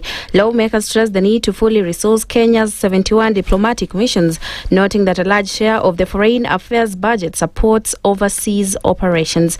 They also highlighted funding gaps in diaspora services, including evacuation and consular support, and called for increased allocation to strengthen regional integration and trade. In the security sector, MPs backed higher funding for police, welfare, recruitment, infrastructure, and election preparedness ahead of 2027, as well as digitization of civil registration systems. The committee is expected to finalize consultations before tabling its report on the 2026-2027 budget estimates next week. UDA has criticized former President Uhuru Kenyatta, accusing him of working to undermine President William Ruto's administration. In a statement signed by Chairperson Cecily Mbarire and Secretary General Hassan Omar, the party claimed Uhuru had failed to accept the outcome of the 2022 general election and was fueling public dissatisfaction against the government. UDA defended the Kenya Kwanza administration, saying it had stabilized the economy, improved agriculture, expanded healthcare, and advanced housing and infrastructure projects. The party also said the government was pursuing long-term energy solutions to address rising fuel costs. The remarks follow Uhuru Kenyatta's recent criticism of the high cost of living and fuel prices, where he urged leaders to focus on the economic challenges facing Kenyans rather than divisive politics. Residents from the coast region have expressed mixed reactions following President William Ruto's development tour of the area, with some questioning the cost of the visit. Led by John Anyanga, a section of residents said the funds used to facilitate the president's tour and accompanying leaders could have been redirected to key sectors such as education and health. Impact ni kubwa sana. Kitu ya kwanza, saizi tuko na crisis ya uchumi, mafuta, nini. Ile pesa ametumia na delegates wake kuja hapa ni kubwa sana, ambapo angesave hizo pesa zingeweza kusaidia mahali. Amemaliza around 7 to 5 days, ukihesabu ile gharama ametumia ni mamilioni ya pesa. Na hali sisi bado tunalia, mafuta yameteremshwa na 10 shillings. However, other residents defended the visit, saying it will benefit the coast region. Kuna title deed 33,000 ambao rais alipeana kwa wakaji wa pwani.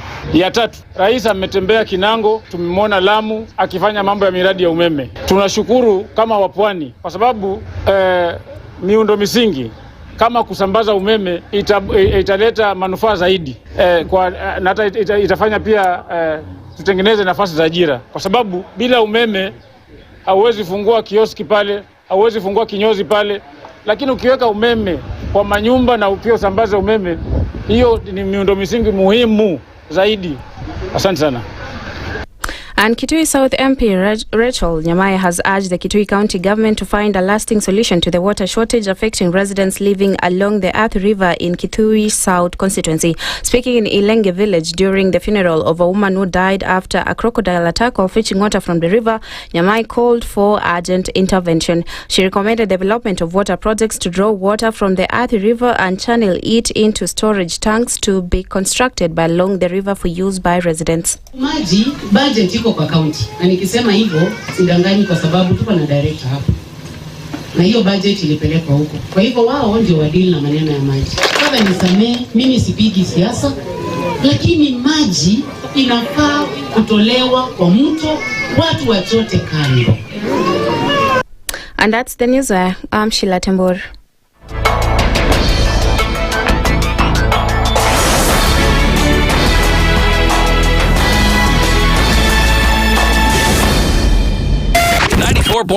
SpiceFM, Nairobi.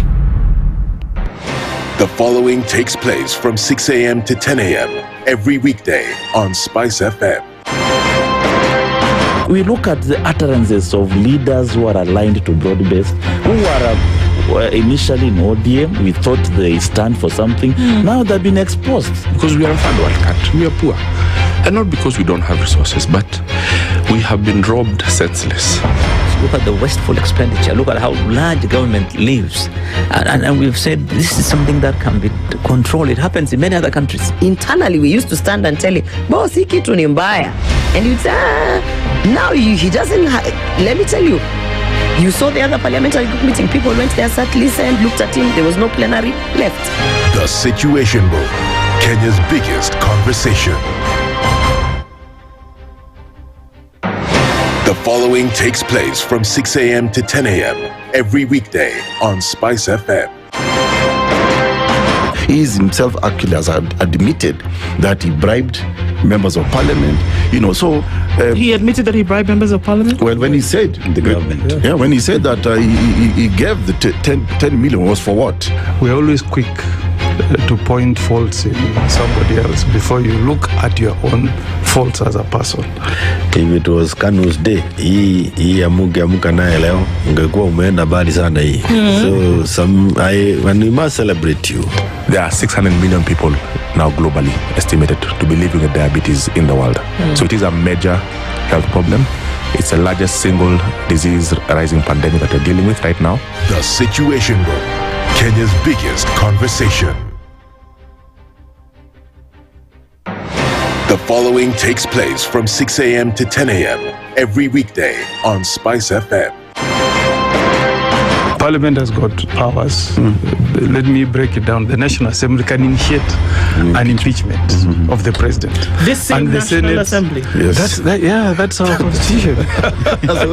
This is just a continuation of the previous administration, which Ruto was part of. President Uhuru himself openly said that we're losing 2 billion daily. Daily. I mean, come on. Are you saying that we don't have a central bank? If we look at Kenya, both public-private sector, that figure is ranging between 30 to 40%, right? I think it's clear that the government of Kenya is living beyond its means. This is the Situation Room, the only way to start your day.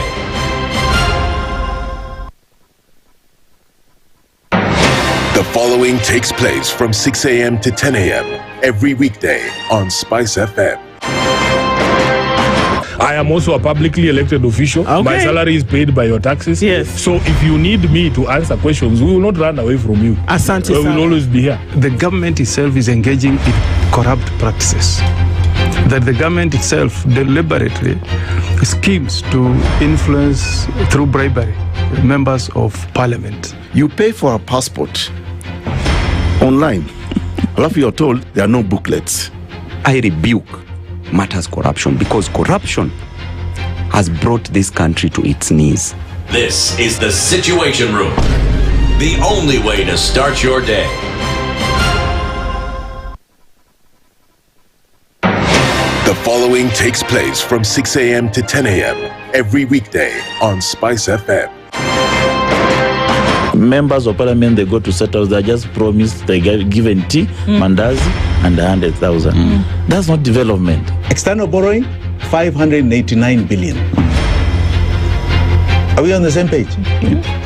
What did parliament pass? If anything happens to our president today, God forbid, that man would become president. Na ndio alilenga hizo stories za Shakahola. The real thing is our constitution has only one person who is accountable to us. This is the Situation Room, the only way to start your day.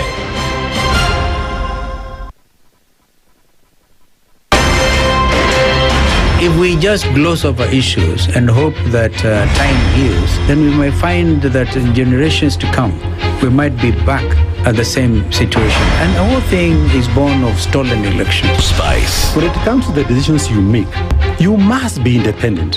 There's no way you can allow one institution to dictate to you how you're going to conduct your operations, how you're going to decide cases. It's a no. When you weaken the institution to the point where they cannot take action, then you realize that politicians have to come up and now start dealing with the issues. That conversation has to die. Our politicians do not like the hard stuff. We must insist on the path of doing things right, whether popular or unpopular. Money changes hands. That is a fact. If you have political goodwill at the highest top, like in Rwanda, then corruption will be an issue of the past. If you don't have political goodwill at the top, we will pass laws, we will amend laws, we will continue passing laws and re-amending laws, and nothing will happen. This is the Situation Room, the only way to start your day. Our guest for this hour is seated, and as we look into certain issues, we're going to be talking about, all right, the deputy president. You don't really have a choice if a presidential candidate has named his or her running mate. You choose this person based on his or her selection that has been made by the presidential candidate. So you vote in two-piece as the presidency, but the questions abound already. This person must be the deputy president. If not, then not. Then why not? Well, Odhiambo Otieno wants to tell us today that there's certain parameters that must be met for somebody to be a running mate at the presidential level, and those are the things that we're going to be talking about this morning. First of all, good morning. Good morning. You're well?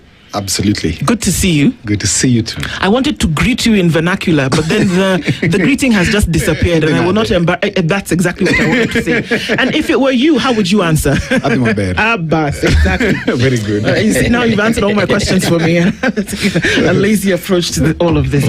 Good to see you. Before we get into this conversation this morning, Dennis has taken us to Equatorial Guinea. Yes. And in Equatorial Guinea, there's a gentleman called Teodoro Obiang Nguema. He's been president for 47 years, since 1979. Older than you. Yeah, it is also a country, the only African country that speaks Spanish, but they also speak French and Portuguese. So what that has done to the citizens of the country is, in diplomatic circles, because they're able to speak different languages, they stand out, especially in the continent, right? But it's a country as well that is rich in oil. But that oil, like another African story, goes west, then you buy it expensively. So one hopes with economic opportunity that lies ahead, and with the problems that the world sees today because of the Strait of Hormuz, perhaps they become the engine, or they become the power that Africa needs, right? But let's go to the proverb. Right. He who listens builds a house. He who talks tears it down. How would you interpret it? He who listens builds a house, but he who talks tears a house. In the construct or concept of building, you require more of action, unlike talk. And in the consequence of the opposite is that when you talk much, then you invite problems. And so you tear down a house. Yeah. Which problems? When the letter could you talk much, but you invite problems. Which problems? Problems. I don't doubt that those problems might surface as we have this conversation. Okay. So somebody asked a question yesterday, and when I read the question, because on a different forum, and I read the question, and the first thing that came to my mind was, oh, what a dumb question. But then I thought about it a little bit more, and I said, actually, you know what? It's actually a very intelligent question. This person was asking from a place of ignorance, and not ignorance deliberate, ignorance that they didn't know. And they really wanted to know what the situation was. And I thought, this is actually a good question. A lot of us may act like we know, but we do not. Do you vote for the deputy president? And I thought, obviously, because, but it's not obvious. This person essentially is the choice of the presidential candidates. That person is their running mate. So if you're voting for a Dennis and Kevin presidency, you are voting the already pre-packaged choice for deputy president that the presidential candidate has made. So if that's the case, does it matter what you think about who the deputy president should be? Yeah, it does. Okay. It does in so many ways, because the deputy president is not just an ordinary person. And first of all, let's start from the infrastructure of the Constitution that then defines the presidency as is. And you find that in that infrastructure, the deputy president is now not serving at the pleasure of the president de facto, but of course we know that they serve at the pleasure of the president. But in law, that's why today Rigathi is in court trying to canvass his impeachment. The deputy president now must be elected together with the president on a ticket. So it means it does not give a chance for monkey business, because initially the deputy president position was used to balance what I call the concept of the saints and the sinners in power. And that is that the president must always stand out as the saint, and the people around him must always be the sinners. and the deputy president, vice president then, will then be one of the biggest scapegoats, that in case anything huge happens that is going to hit the president that's beyond the ministers, it's the deputy president who, the vice president then, that will take the hit. Today, the incumbent president is being held on account for so many issues which he took the hit for on behalf of President Uhuru. Remember when the question of debts, Raila was raising the question of debts when he was still up, and President Ruto, then deputy president, went to one of the media houses and told one of the interviewers there that if you want to ask about the question of debt, look at me in the face and ask me. I'm the one who understands the question of debt. So basically is the final buffer zone to the presidency. So it implies you must, as a voter, you must think carefully of who then becomes the deputy president as well, because this somebody is literally the heartbeat away from the presidency. Right. And just to expound that further, in the instance that Martha Karua and Raila Odinga made it to presidency, today Martha Karua would be the president. So then that calls for it to reflect that anything could happen to the president. The president is a normal human being who goes to the loo like everybody else and eats like everybody else. The only difference that he has a higher responsibility in terms of decision making. So as you go to think about a deputy president, then you must also understand that this is a potential president within that term. Okay. Not only because they are waiting for the president to pass, of course it's not the wish, but it's because they can also impeach the president, especially if that deputy president has a lot of power, and we'll come to that in the factors that will make a presidential candidate choose a proper deputy president. But this we still see this to basically shorten Odhiambo. Right. I love this. Okay. You say that there are factors that are looked at. Yeah. That probably the Mwananchi might not be aware about, and that they actually carry the day. Yes. In developed democracies, not that Kenya is not developed, those factors seemingly carry the day because it is a group of, clean people who sit around a table, probably robed in white robes, and they decide that so-and-so is a deputy president because of 1, 2, 3. Here in Kenya, as much as you more or less imagine that we still dissuade off the political aspect, yes, but it is a balance of power. If you probably look at President William Ruto now and his former deputy, yes, we are even told that there were issues when they were agreeing, and that the person who is the current deputy president should have been the preferred heir. I mean, the preferred DP then. So what is the difference? Whether there are factors, whether there are, how feasible is it that they can work in a political context like Kenya, where the number of people that you can put in a basket, and now people are registering left, right, and center. We are asking people to go and register. That is really what carries the day. Ultimately, is the vote and the money. So, what else beyond that? Yeah, so let's go back to 1998 or thereabout, when President Moi finally did his last election win. And then from there onwards, there was nothing about what I call a fiat kind of choice and fiat kind of management of the deputy president's position. You remember at Kasarani, I believe you are older than me then as now, you must have seen President Moi tell the then Vice President George Saitoti, Bwana Saitoti, kama jina yako haiko. Because Saitoti was to be on the roll of the presidential candidates. Okay? And that then ushered in something new because Raila moved with Saitoti and Team Kalonzo and went to form NAC. Now from that day, that's around 2002 now, 2001, 2002. Yes. When the NAC coalition was formed, the arithmetic of politics in this country changed forever in terms of who becomes the vice president. It was no longer an appeasement, or not really an appeasement, it was no longer a token that the president would give to a particular community to bring them on board. It became a tool that then the president had to use to win an election. Because remember, in 2002, the person who was selected as the deputy president, the vice president then, was Kijana Wamalwa.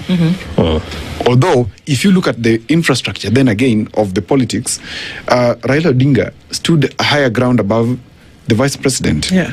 And that's why there was that making of a prime minister's position. Now, come to 2007, the same thing. The same thing. Because Kibaki went to election without a substantive deputy president. But he had to balance out after that. He had to bring in Kalonzo very fast to balance again the situation. But now 2013 moving forward, the constitution that you have in your hand tells you something different. That now you're not going to use this thing to balance out anything. Now we just have to use it to calculate. And then with the tightening of our election laws and our election procedures, we have shifted from an absolute rigging, and I believe the absolute rigging that happened in this country was in 2017. That was absolute rigging. Okay. We've moved from absolute rigging now to Nduh's son becoming a president of this country. Anybody who is born in this country today can become a president, because the IEBC as is now is not something you will tinker with very easily. And if you do so, we have the courts, which will of course put a stop to your nonsense. So that one then tells the presidential candidates that you have to do your calculation. Now we are moving from theory to math. Do the math and then let's sit.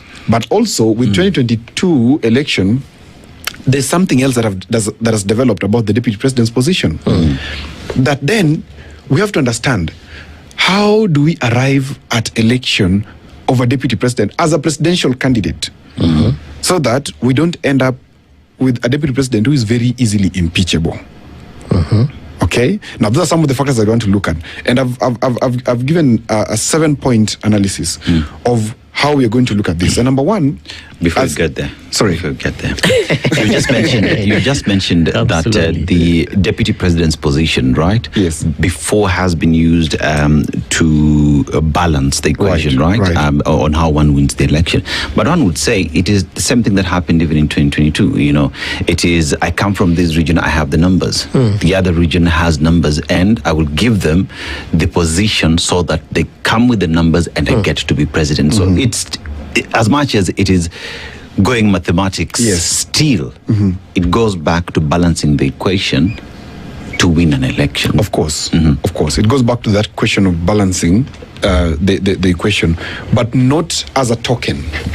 Now, as a subject of math, to have an equation that is balanced, okay, not to just balance the election, but to use it to balance your calculation into the presidency. Okay? Now look at 2022.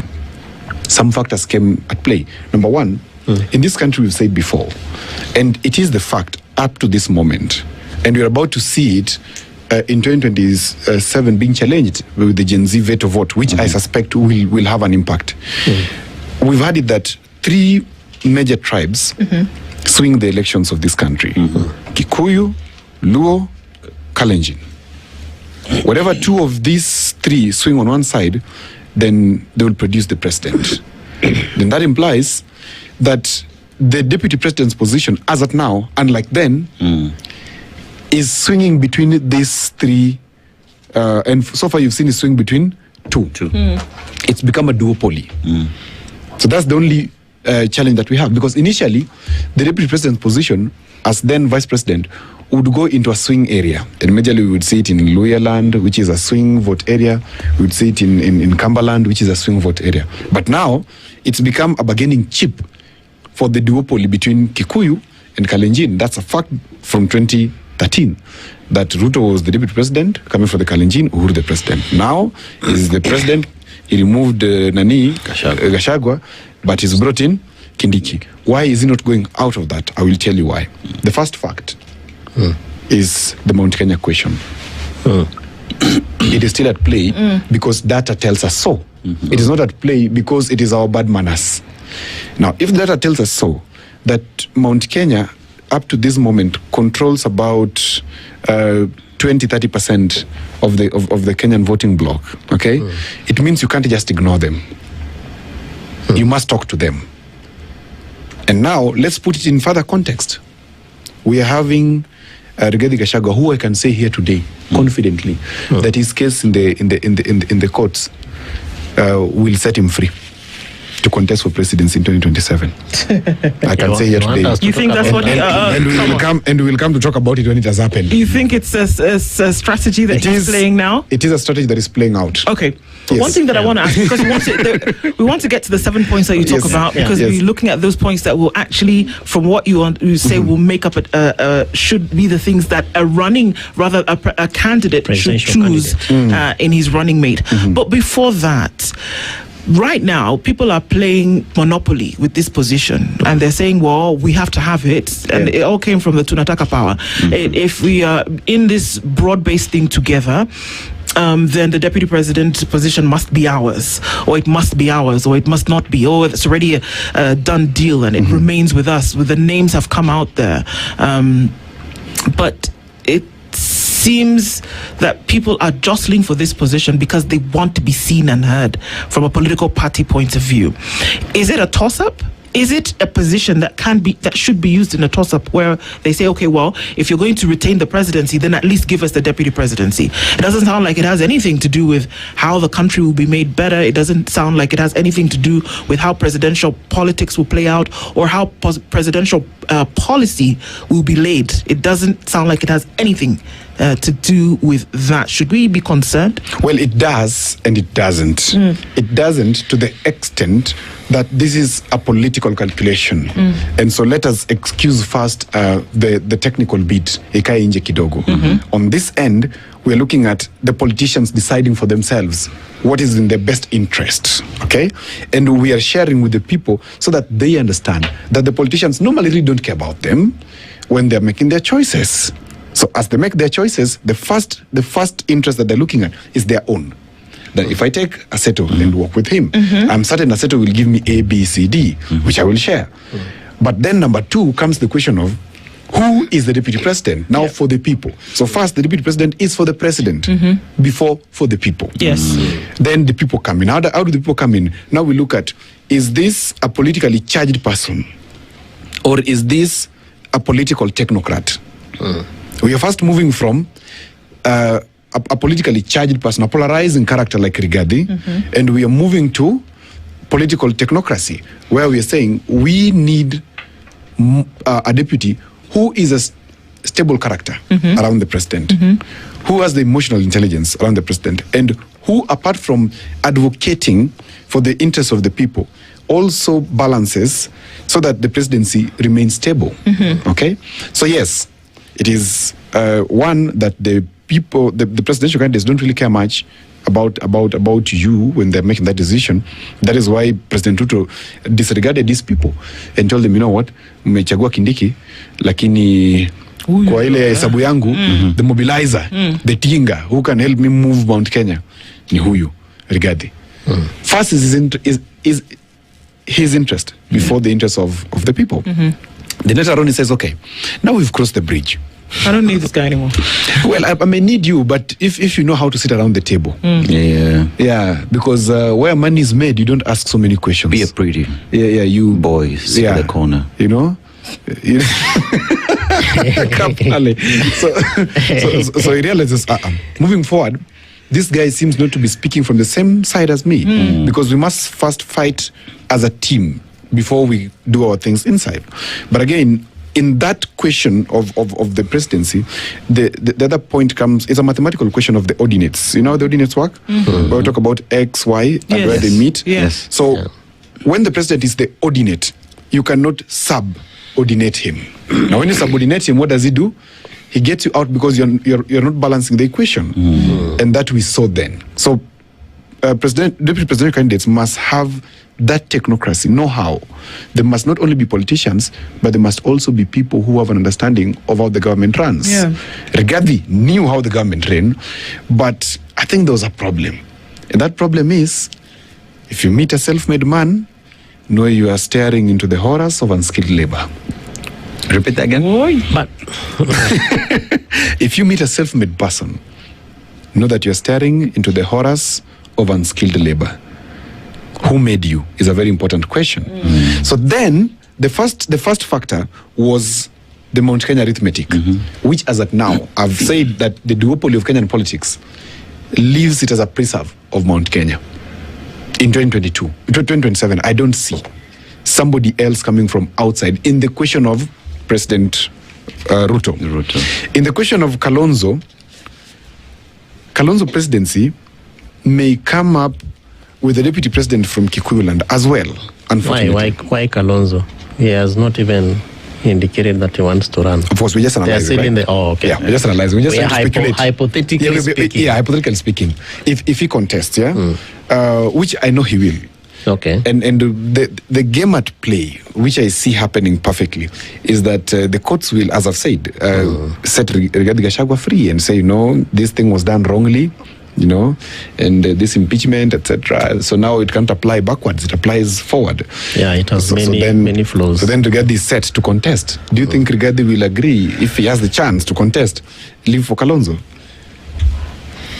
Okay. Maybe not. It's a question for thought. Okay. And I can tell you that we will come here and discuss it when it happens. Yes. So when he's set free, then Kalonzo, choosing from the mountain, cannot function for him. It will not work for him. Because then Rigathi at that time is contesting for presidency. Which means Rigathi must then look for somebody else. Unless a miracle happens and they say, tunataka kuachana na ulafi wa siasa. The greed of politics, we are putting it aside and we are going the 202 way.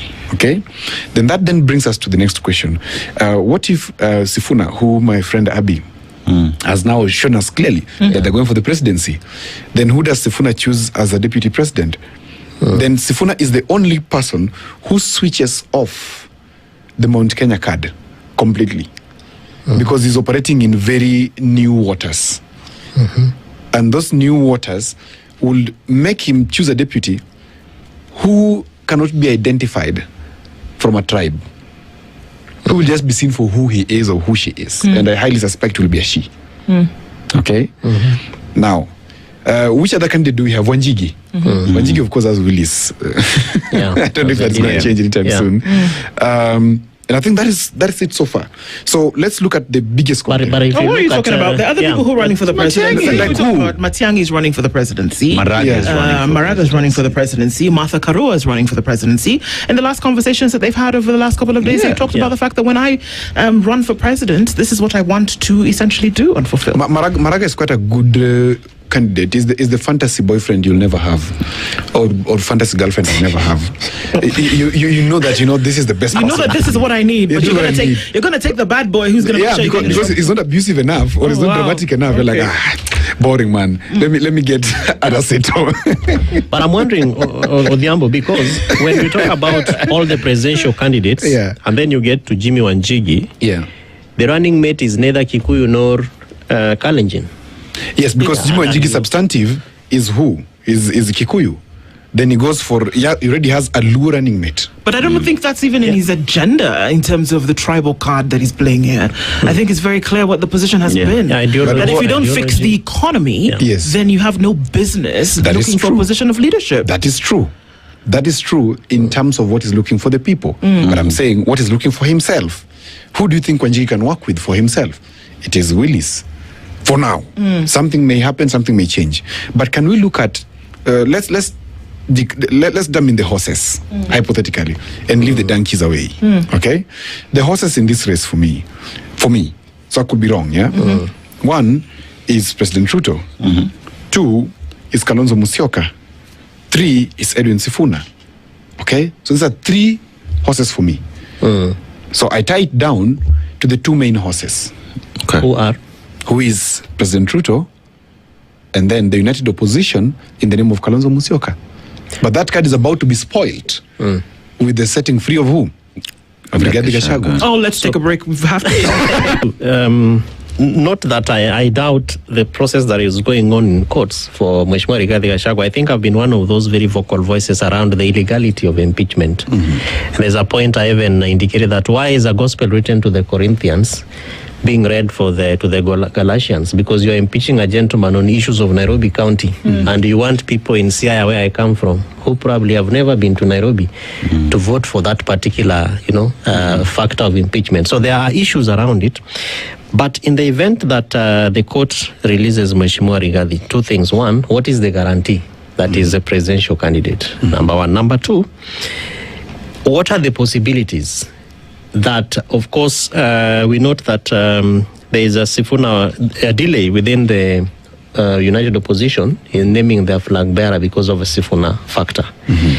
In the event that they pick Mheshimiwa Edwin Sifuna as their flag bearer, given the kind of effort that he has put, the ramifying, force that the youth have come and mobilized around him, who would be their deputy presidential candidate? And then lastly, there could be negotiations between Linda Ground, ODM Linda Ground, and Linda Mwananchi. And we have seen that Mheshimiwa party leader, the youth leader, my senator from Siaya, has already expressed interest. So that he wants to be tunataka hii power, and that we have to have a candidate who told you. Where does that leave in the event that the negotiation is successful? Where does that leave Mheshimiwa Edwin Sifuna if they accept to join together with Linda Ground for pacifying the spirit of Mheshimiwa Raila Amolo Odinga? Good. So let's start from the grantees. Because Rigathi Gachagua will be let free to contest, that is a surety I'm giving 70 times. When he's let free, his ego, is proven beyond doubt that he's a man who pursues himself. In my view, politically, he's a man who is in his 40s. 45, thereabout, having serious midlife crisis politically, because he's finding himself at that time. And it's a very serious moment in life. For those of us who have hit 45, we know what happens there. Now, yes. I can't relate, guys. Well, I'm not yet, so I don't know what happens. There's something that happens. Okay. But where you try to find yourself. Because it's the moment where your age mates have, they're talking about their grandchildren. Some are also talking about their children, and you're right there and trying to find out, should I be having grandchildren? Should I be having that successful golf hobby or what? And so that's where Rigathi finds himself. And if he gets a small chance that he can vie for the presidency, he said yesterday when he was walking back to his car from the courts that when I become president next year, by October, this thing will be sorted. And Rigathi has told us severally that trust me for what I say, because what I say is what I am. And so that one shows us that there's a guarantee that he will actually contest. Now, whether within the United Opposition or not. He will, in fact, Rigathi believes that he is who he says he is. He's the king of the mountain, and it then becomes a presidential candidate. Automatically, those other people have to serve him. And a man who is in a midlife crisis politically is not a man you can talk to. No. That's a man who is finding himself, and so, unless he finds himself in the interim, okay? Now, the question number 2 is the possibilities of the Sifuna question. Yeah. Well, this perhaps the most interesting part for me. That Sifuna, for him to become an automatic presidential candidate of the United Opposition, the United Opposition must commit political suicide, akin to what Orengo Jim and Professor Nyang'o did in 2002. And I believe you know what happened. After Raila completely dominating Luo Nyanza, these two people who are outliers had to come back to the fold. And so it calls upon the United Opposition to commit political suicide and join Sifuna and make him president. And that's the only way Sifuna can be president. If what?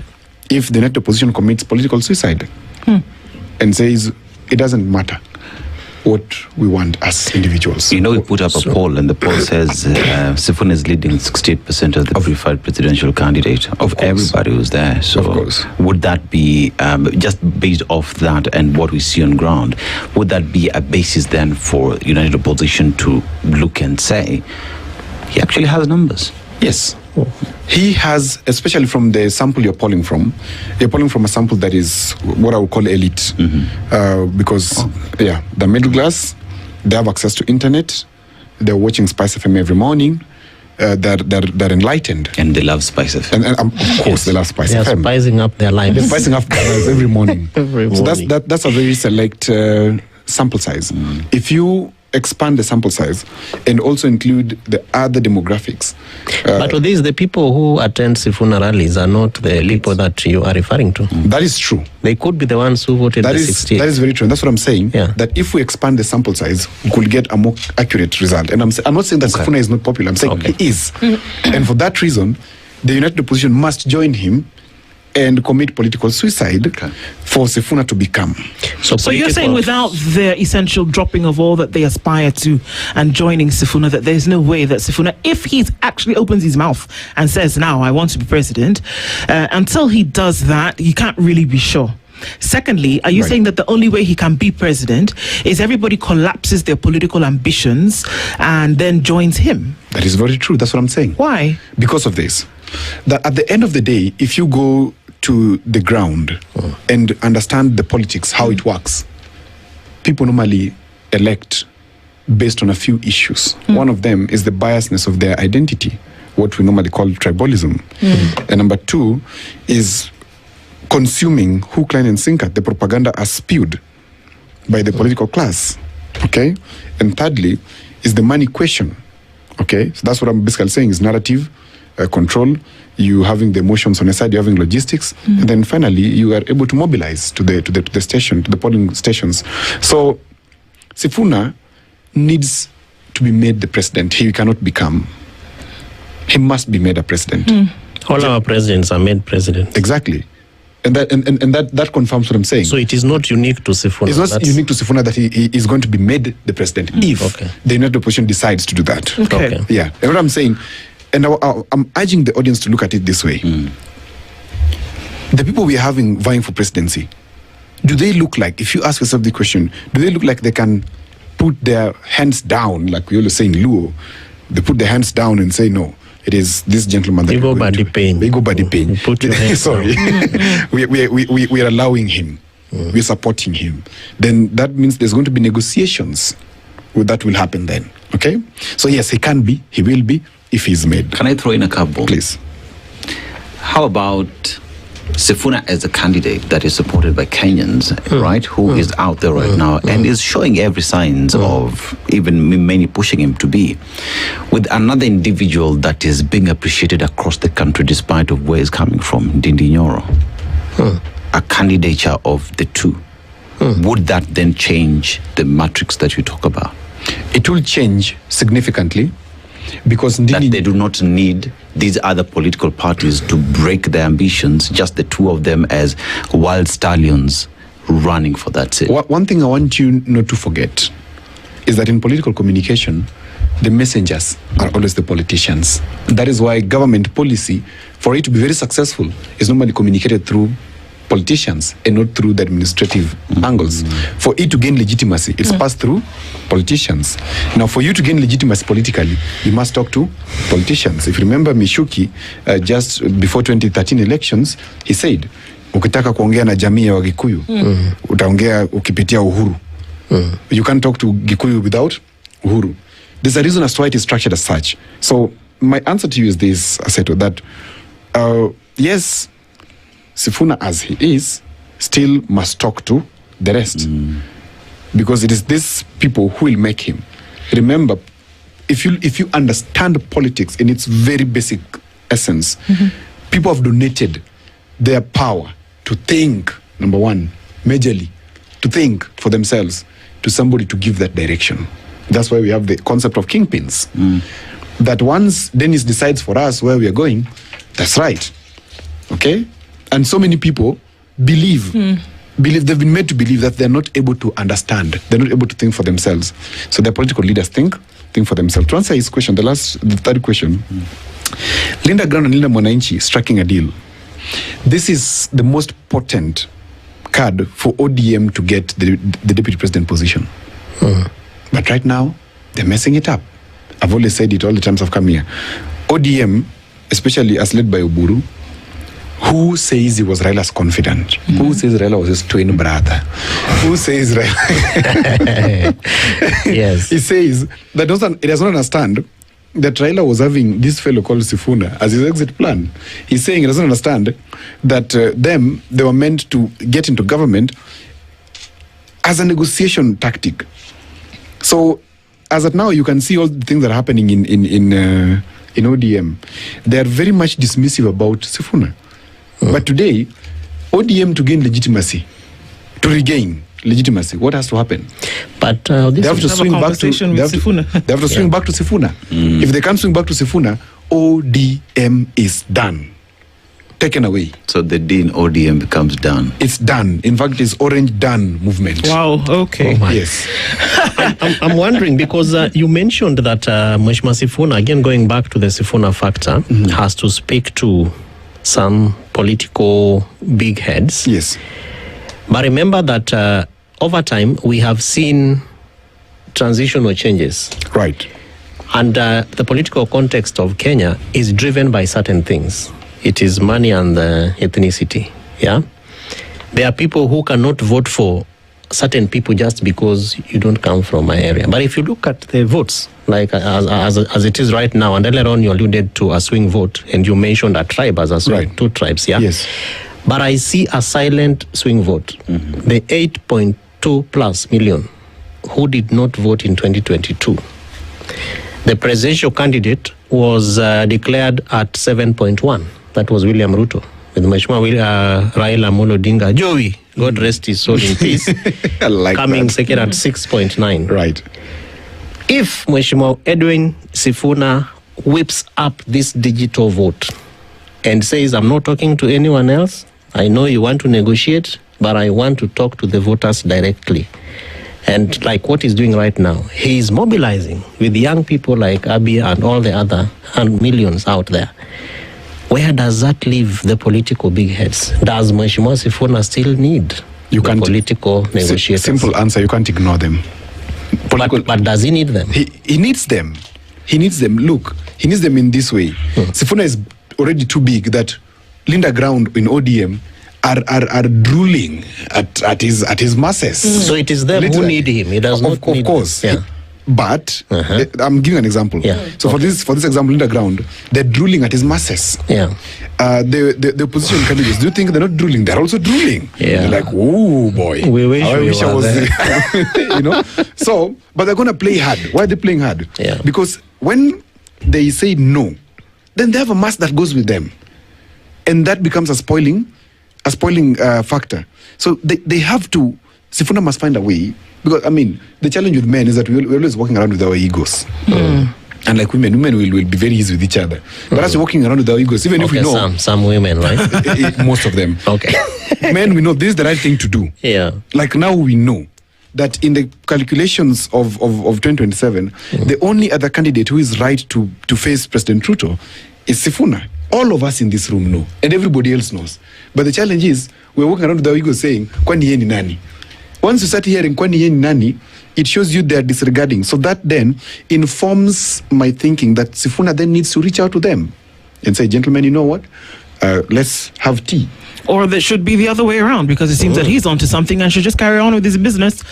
Depending again, the man hasn't opened his mouth. I agree. Regardless of what people around him are saying, I agree. The man has not opened his mouth to say that he wants to be president. Yes. Until and unless he does that, everything that we say is inference, right? So at the point where we're saying that he needs to then offer some kind of olive branch, I mean, it's clear that he's onto something that's magic at the moment, and that it's people who should approach him and not the other way around. He's using the power of mystery, which is beautiful in politics, and that is Raila's card, if you remember. Yeah. Raila, we all knew that Raila was going to contest, but he will say, contest wapi, I'm not going to contest. But we all knew he was going to contest. Like now, we all know Sifuna will contest for the presidency. Okay. He's just playing that normal card, we know it. I mean, play mysterious, let people think, are you going to contest, are you not going to contest? It's a beautiful thing. Yeah? You don't want something very obvious. So he will declare with time. Okay, let's see that. Because I really want to look at these 7 points. And I don't know if we can do that in 3 minutes. In 3 minutes, But the thing is that here is that we can talk about the antics around the politics, but the truth of the matter is that Kenyans must activate. I keep saying this, that if you don't activate by registering and voting, all of these things don't matter. They don't matter. The 8.2 million who sat at home in 2022. What will make them vote in 2027? This is the thing. Nothing. Will they take voters' cards? Will they go and actually show up on that Tuesday and come out and vote? Because the thing is that you could have a magical moment today where people are going from city to city in the hundreds of thousands. But if it doesn't translate to an overwhelming number of people who got on a voting platform, you cannot contest the status quo. The excitement must be phenomenal. The excitement must be beyond normal for us to fight voter apathy. If we have a normal card of Ruto Kalonzo in 2027, I will tell you that voter apathy will be the only competitor in that race. But if we want to have an actual change in terms of the presidency, then it must be an exciting character with an exciting momentum. That means committing political suicide. And as I've told you, it's possibly not going to happen. Now, let's look at these things in a very quick way. Number one, I said Mount Kenya question was very interesting. Then number two was the ethnic and coalition engineering. And that's why you hear Wanga and Tim saying we must have 50-50. And in terms of the ethnic thing, the Luo already disorganized. Absolutely. They are giving up on it. And they're taking this, Osiro says no. Osiro knows that the Luos are very disorganized in this election. Because they're speaking from... Some Luos are disorganized. But proceed, please.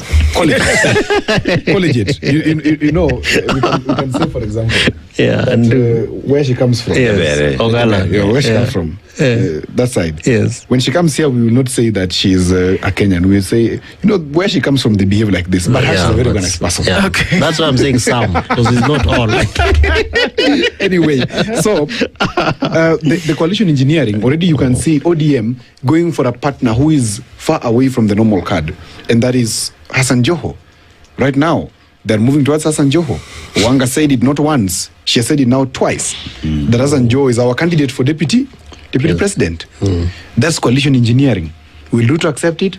No. Why? There are no numbers with Hassan Joho. Where are the numbers with him? It's with the Kindiki. That's still the fact. Sifuna, if he goes for the presidency, where is he going to get the deputy president position? Gen Z is going to have something too exciting that is a paradigm shift that the politicians will be like, what? What is this boy doing? He's moved our cheese from where it was. Now it is something else. Look at him getting a younger who is 27 years or 38 years as the deputy president. This is interesting. And Sifuna card is a wild card. Then number three, is a subordinate partner, which I was talking about. You can't have a deputy president candidate who is loud and strong. They must be subordinate. Let's go back to the Bible. They must be submissive, quote unquote. That, you cannot just ask questions. Even if things are happening, you just keep quiet because it is your husband. It's sort of a thing. Then number four for me, and that subordinate partner is a choice of the president and not a choice of the people. Okay, the ethnic and coalition engineering is also a choice of the president for his own sake. Mount Kenya question is a choice of the president still. That is either be it Sifuna or who. They have to look at that equation and balance out. Number four is a demographic alignment, and that's what I was saying, the wild card. Even President Ruto today needs a deputy president who will rebrand properly and look like Gen Z and have a narrative of the Gen Z and have a narrative of people like Aseto who are just entering their 36th or 35th year. Okay?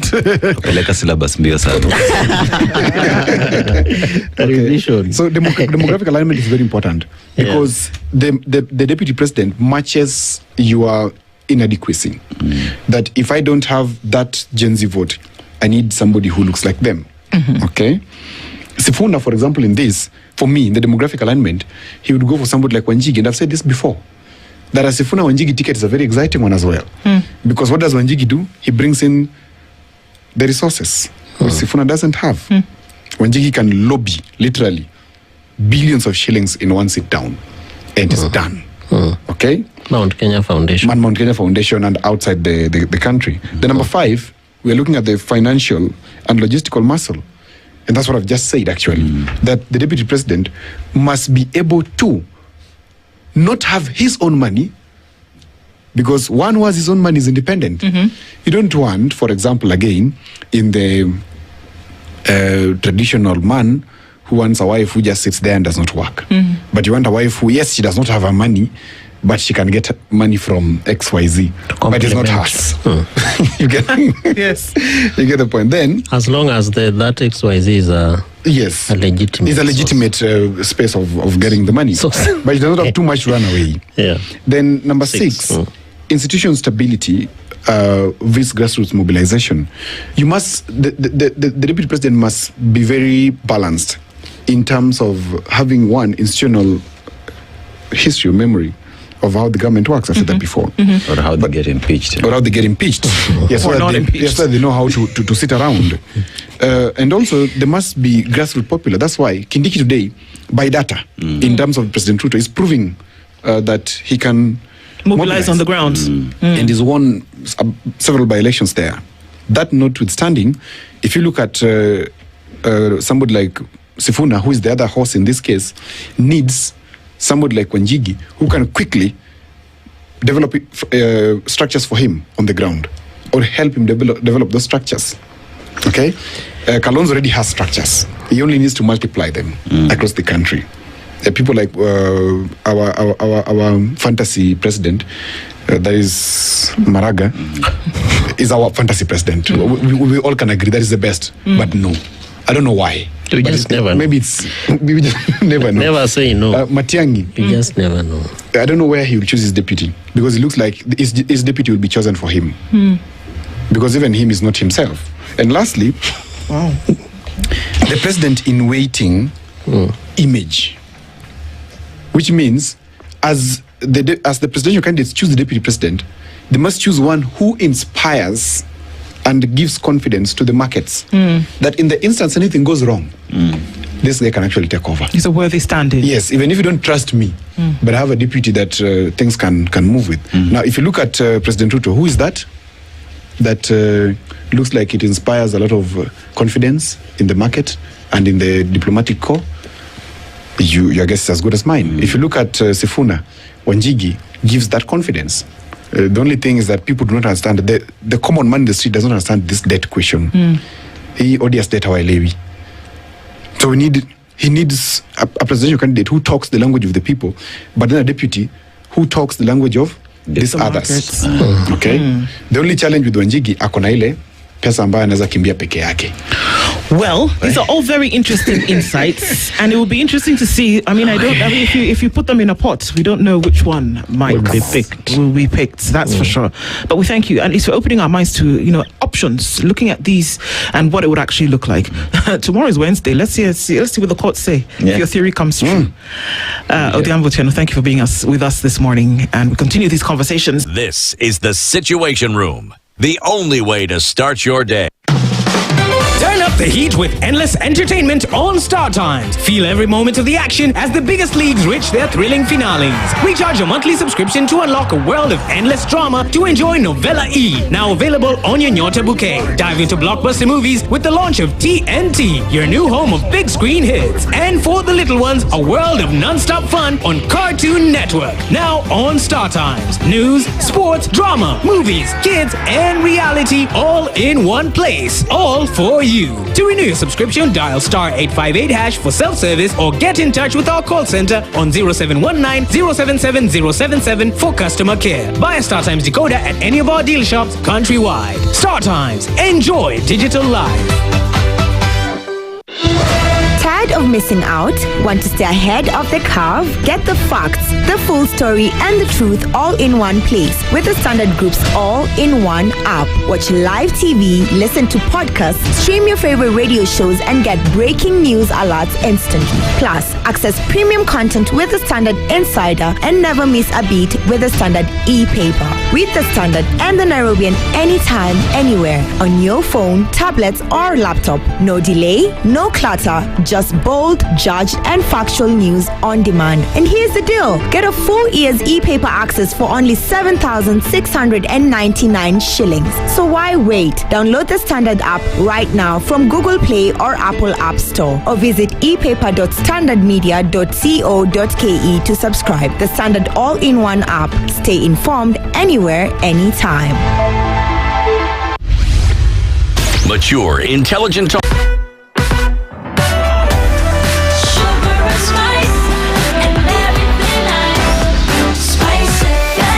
Spice up your life.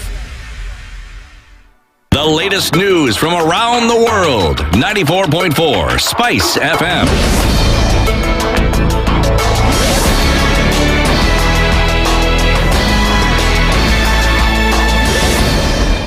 Good morning. This is the news. I'm Sheila Tembor.